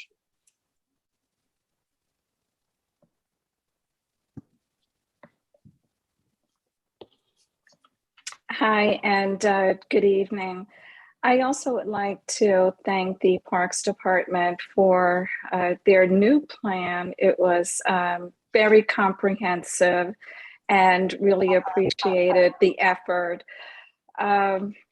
It's not often that the that the community overall asks for something and gets exactly that, a new plan. So thank you very much. I also wanted to follow up Sarah Wilkins' comments and her informal survey on Manhattan regarding dog runs in parks. As she was going through her list and her visitations to those parks and where those dog runs were cited within the parks, I was wondering whether or not the dog runs were cited where they were, not only because of the noise issue that she raised, but also because of possible sanitary issues, and more specifically, dog poop. And so, which, we've already know, and I need to attend a Rat Academy, and I've heard all the stories, Barbara Rutter. Nobody is anxious to attend a Rat Academy, but I hear they are pretty gross. But I do understand that rats are attracted to poop overall, and I'd like it if we do vote in support of Plan B. I'd like for people to, board members, to consider, I believe, I'm not sure who raised this as an issue. Maybe it was Rita or Barbara, who suggested that there be signage that indicates that dogs should only be in the dog run. So, I will be voting for option A. And if the decision is that, and if that is voted down, then if we are to vote on option B, I would like to see some type of language that restricts dogs to the dog run. Thank you so much.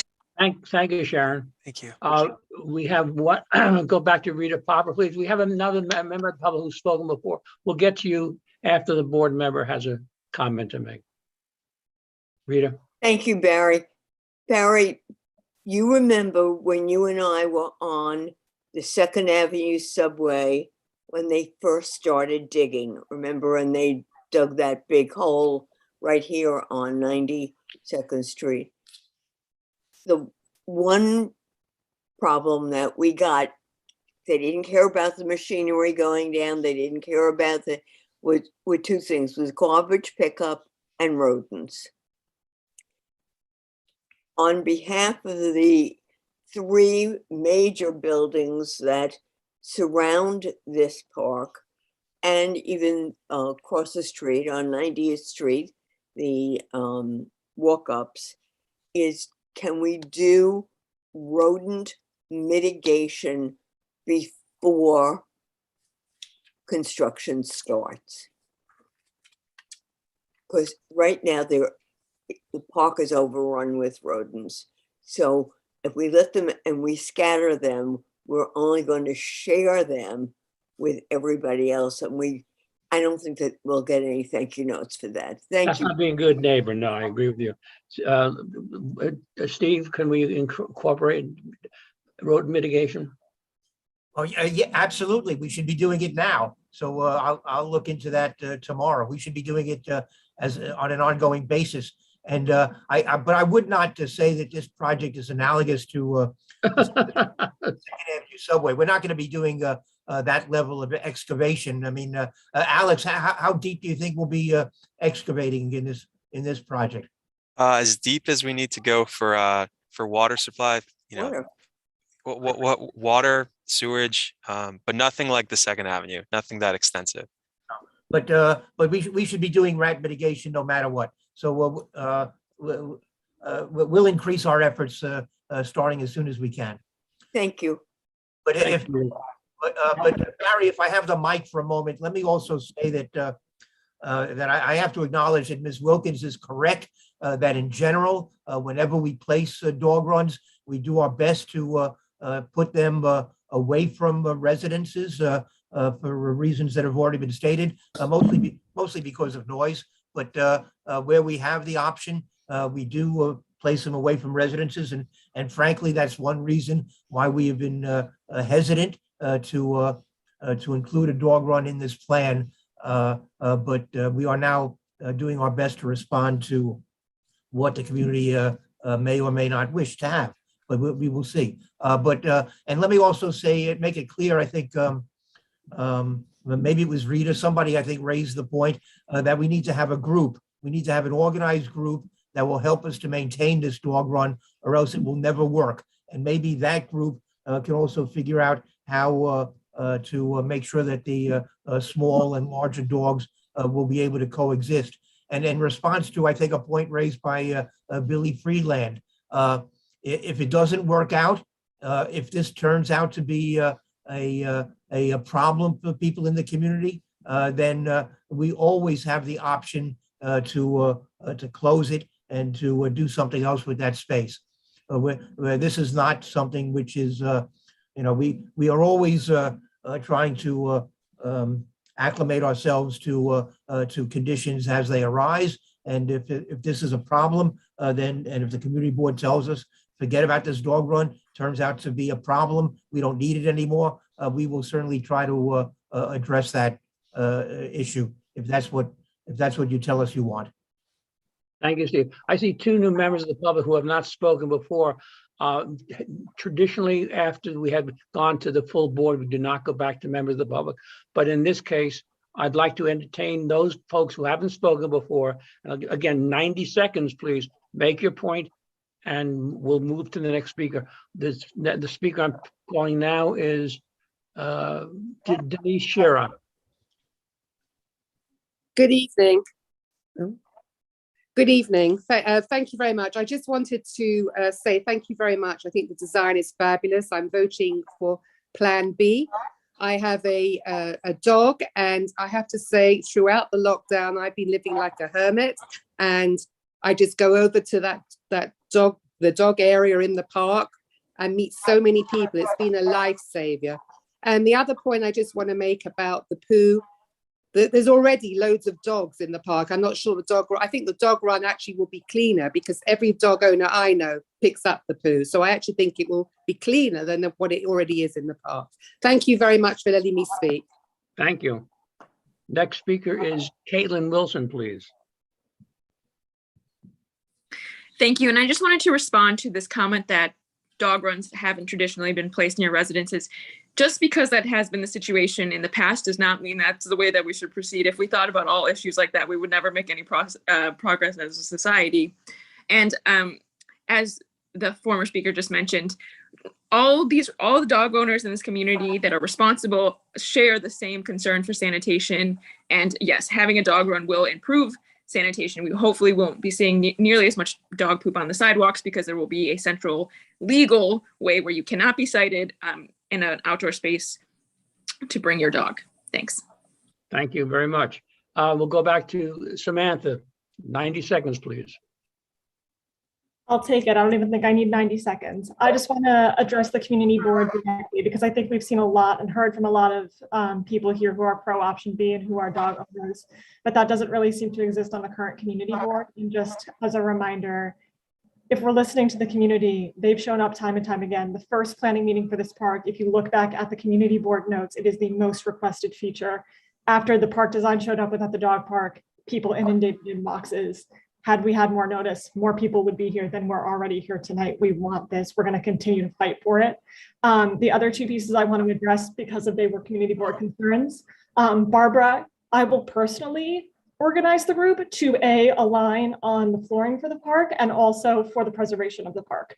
I'm very active already in the Carl Schultz dog community. I am in very good graces with Nina, who is the person who put together the Carl Schultz dog park, and I'm sure she'd be happy to help me set that foundation. And also to Alex regarding the noise complaints.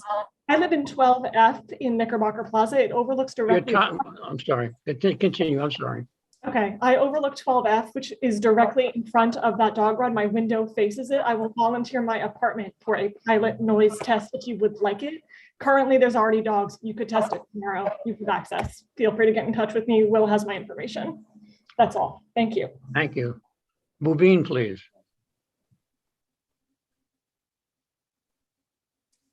Thank you, Barry. I just wanted to see if Alex or Steve could respond to my earlier question regarding the storage, whether the storage facility will remain where it is in the park right now, or are they looking to relocate it?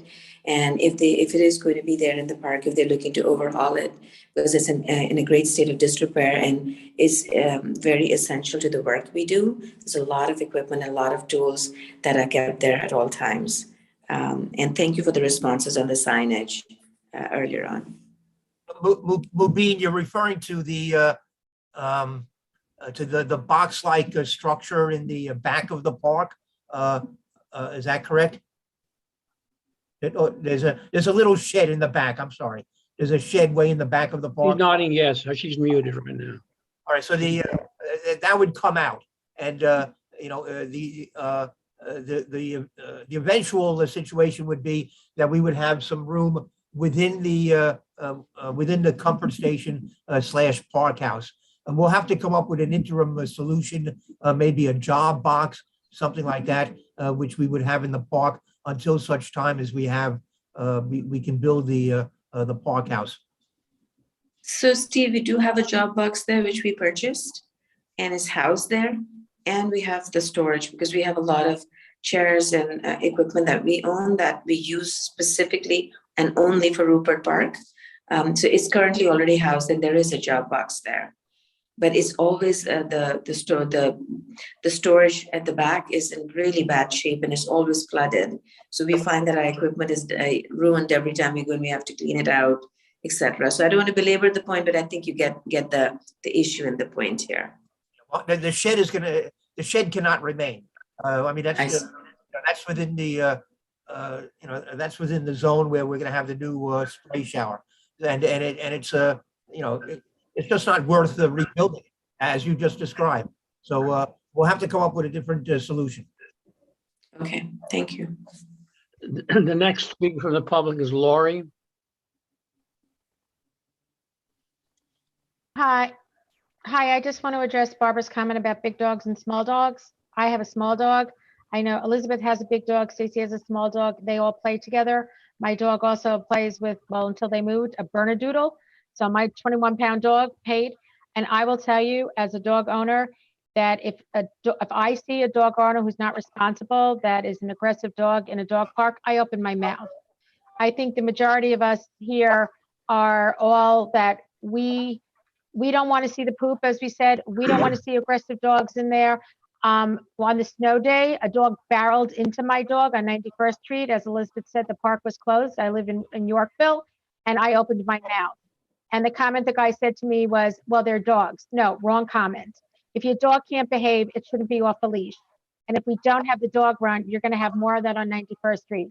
But most of us, and I will, if I can help Samantha, I will. I mean, I work a lot, but we are responsible. And anyone who's not, I think most of us would open their mouth. Thank you. Barry, would it, I'm maybe out of order. Would it be appropriate to move for a resolution to approve the dog run? I was going to call on Mrs. Schneider with the sense that that's what she's going to do.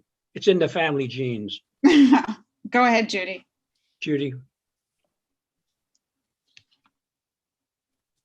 Yes, I was going to put a resolution on the floor, and let's see how the vote is for option B, since there are so many people here for it.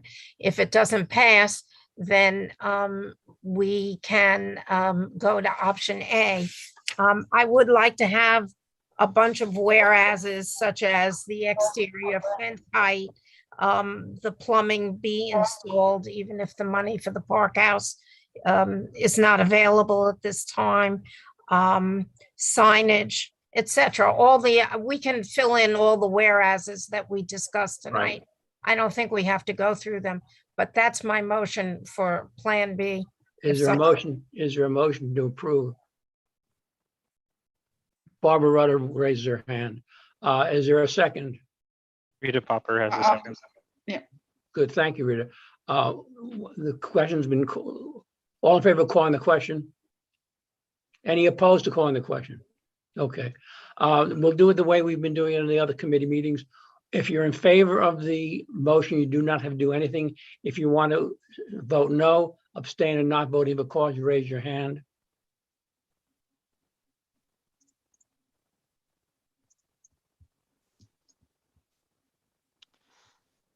By the way, the vote is exclusively to community board members. Okay, committee members, well, board members. Barry, you have your hand up. Exactly, I'm voting no. Okay. Are there any other board members? Judy, are you? You're raising your physical hand, so. Yeah, I just want to go over all the names so that I have them for the. I'll read them into the Let record. Will do that. Okay. So Barry is the only no. No, actually, Or I yeah. think Sharon. All right, Sharon, go ahead and unmute. So this is in support of the dog run? Yes. The first vote. I'm voting against the dog run, so I'm voting no. Thank you. Thank you. Rita? Rita, go ahead. I'm voting yes, but I just want to be sure that in one of the whereases that the height of the fence surrounding the park gets into the. That's the first thing Judy mentioned. Thank you. Any other votes? Will? Last call. I'm going to read the names of all the board members who are here for this vote. And if I miss you, I'll have you raise your hand as well. So we have Barry Schneider, Felice Farber, Barbara Rudder, Judy Schneider, May Malik, Rita Popper, and Sharon Pope Marshall. I see Billy's left. Is there anyone else who I have missed? Not seeing any. Okay, since that failed, we'll put a substitute motion on the floor to approve the dog Plan B. Is there a second? Sorry? I'm sorry, Plan A, without the dog run, excuse me. Plan A, no dog run. Sorry, Barry, what was the vote count on that? There were 2 no's. Then that passed. There's 7 Yes, board members. I'm sorry, yes. I'm getting. Judy, I can't hear you, I'm sorry. Irma, no, she had to leave early. Irma had to leave, and so did Sent a notice. Billy. Yeah. Okay, thank you very much all for your participation.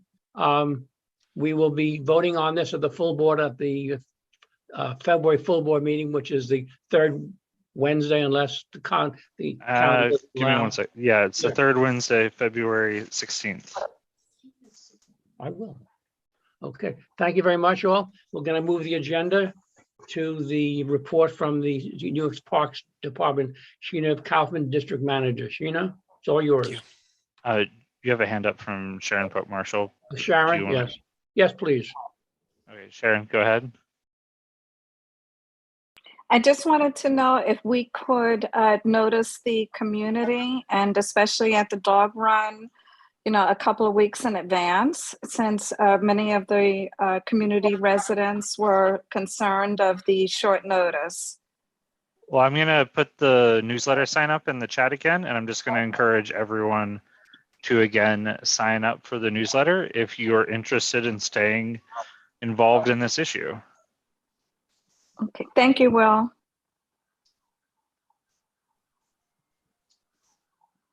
And I will remark that I saw a bunch of people did actually sign up. It is in the newsletter sign up is in the chat now. Okay. Thank you very much, Will. Sheena? Give me a second to unmute Sheena. Go ahead, Sheena. Oh, good evening, everyone. Once again, it's a beautiful plan for Rupert Park. Hope to see it come to fruition very soon. All right. So at the last board meeting, there was a gentleman that came on and he was concerned about John Jay basketball rims. So the next day we did replace them and we put up nets there. Oh. So that was done. So some updates on some reconstruction of Honey Locust Park on 59th Street between 1st and 2nd will begin next Tuesday, January 18th. The project shall last for 1 year. We are expecting the Roosevelt Island Operating Corporation to finish working at the tram station this month. So the Tramway Plaza on 2nd Avenue between 59th and 60th Street can finally be open to the public. That should happen next month. The East River Esplanade at between 68th and 70th Street is moving along. It's about 80% completed and should be fully completed in May. The John Jay Park Sitting Area project is 20% completed and should be fully completed in September. Now, someone mentioned about the rodent activity. We do baiting there. I will ask them to increase it and see if they can, come by a little more. We only have one exterminator, so we'll try our best to increase as much as possible.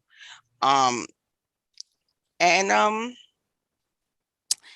think that's about all I have. Anybody have any questions? Any questions for Sheena? Thank you very much. I'm glad to hear about Tramway Plaza. Rita Popper. I just have a question, and I'm looking to everybody for direction. I had a conversation with another board member, Lowell Barton, and I don't know how it came up about Riverside Park, et cetera, et cetera. How do they get their money?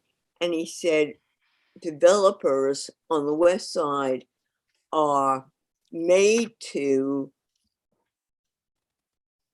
chip in money, a percentage of their construction, whatever it is, they have to give to that Riverside Park. Can we do the same thing on the east side? The only reason I say that is a gross exaggeration. We're doing an inch at a time. Barry, you and I've had this conversation before, that none of us, even if you're 5 years old, will be here to see the end of the Esplanade if we don't step it up. Is there a way that we step it up, and how do we get to who gives the contracts to the developers that this becomes part of the contract on the east side? Because there is more construction on the east side now than I have ever seen before. I think it's value capture, isn't it, that requires some kind of state legislation? Right. Could I respond to this? Yes, please, Steve. All right, so I think the premise is not accurate. Developers,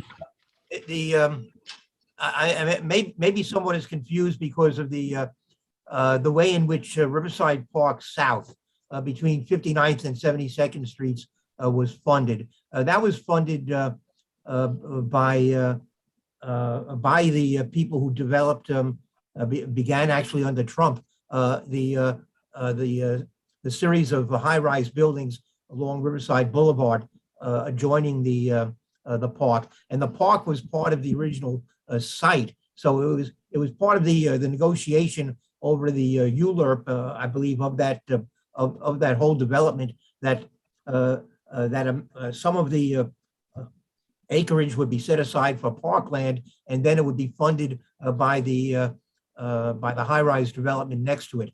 And that was a flat amount of money, which we have basically exhausted at this point, to the point where we're short of money, where we don't have enough money to build the comfort stations we want in the last two phases of that project. So there is no the only other thing similar to this is with Columbia University. as part of the Manhattanville project north of 125th Street. One of the community benefits that it was obligated to provide was ongoing funding for West Harlem Piers Park, which is technically not part of Riverside, but it adjoins Riverside Park. So that's the only situation where we get annual funding from, I guess you could say Columbia in this case is a developer, but there is nothing else along Riverside Park except for voluntary contributions by building owners and residents that go into the Riverside Park Conservancy. So what you were told, Rita, is not exactly accurate. But couldn't we just do something like it for the Esplanade, that all the developers, a percentage has to go into? I don't know how you could legally require that. I mean, I think the only way they want to build, they want to build in this city, then I mean, the people who live in those buildings use the Esplanade, and the Esplanade is a draw. Well, I don't know how to do it. That's what I'm asking, how to do it. Who gives out permits to, who okays the buildings that are being put up? Well, in the case of both Rockefeller University and the Hospital for Special Surgery, we have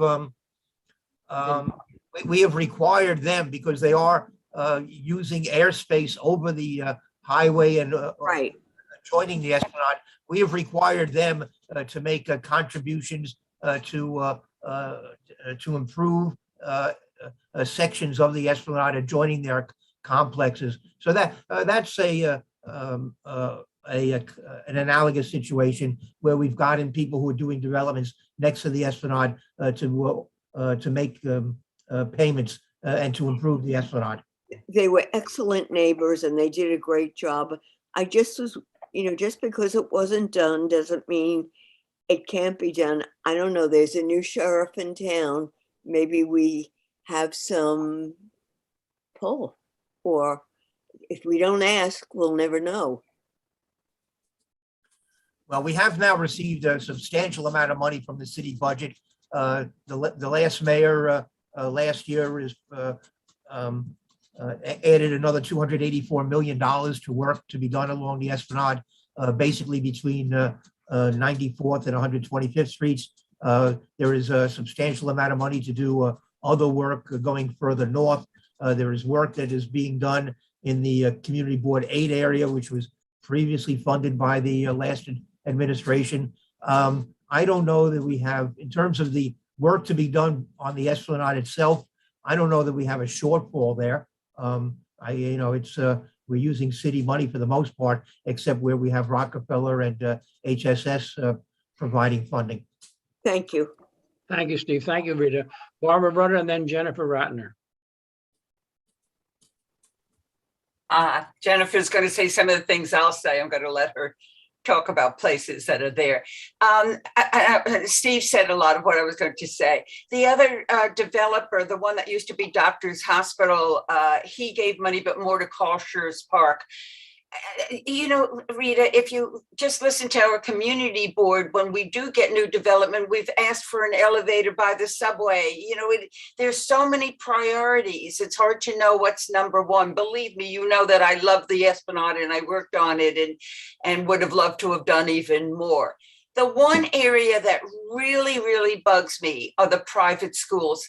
They use the Esplanade. They use our parks. I was once there with my grandson and I lost him because the private schools came en masse, and all of a sudden my little 3-year-old, who's now 15, was lost there. So I wish that we could put pressure on the Brearleys and the Chapins and so on and see, but it has to be volunteer that we work with.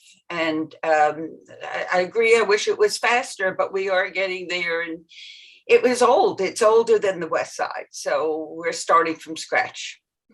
Thank you, Barbara. Jennifer?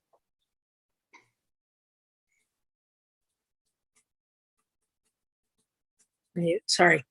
So just to that point, I'm Jennifer Ratner. I'm the board chair of Friends of the East River Esplanade, 60th to 120th Streets. So we've been, grappling as a new conservancy with these issues for the past 7 to 10 years. And HSS and Rockefeller University are on our board, and our board members, as Steve Simon alluded to, have put in millions of dollars into infrastructure repair along the waterfront.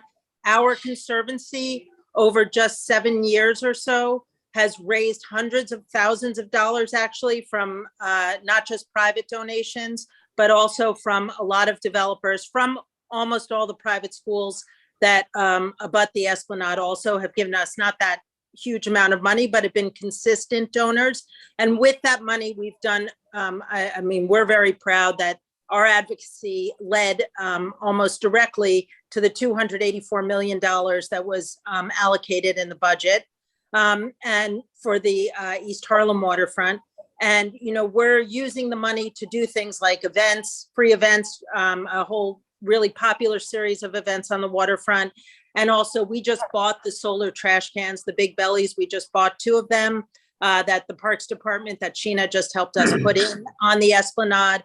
And where we can, we have put thousands and thousands of dollars into landscaping in areas that can be landscaped and watered on the Esplanade. So plug for our organization. It's a really great organization, and we're using all the money right straight to the waterfront in the areas that we can, and working with our partners, the hospitals, in addition to the 2 mentioned. Also, NYP is on our board and contributing, and we're using those contributions directly to affect change on the waterfront. So, it's much smaller, and it is much more complicated than I'm going into, but we'd love people to get involved if you want to keep improving and reinventing the waterfront and being the stewards of it as it moves forward. So thanks. Thank you, Jennifer. Felice, you got the last word?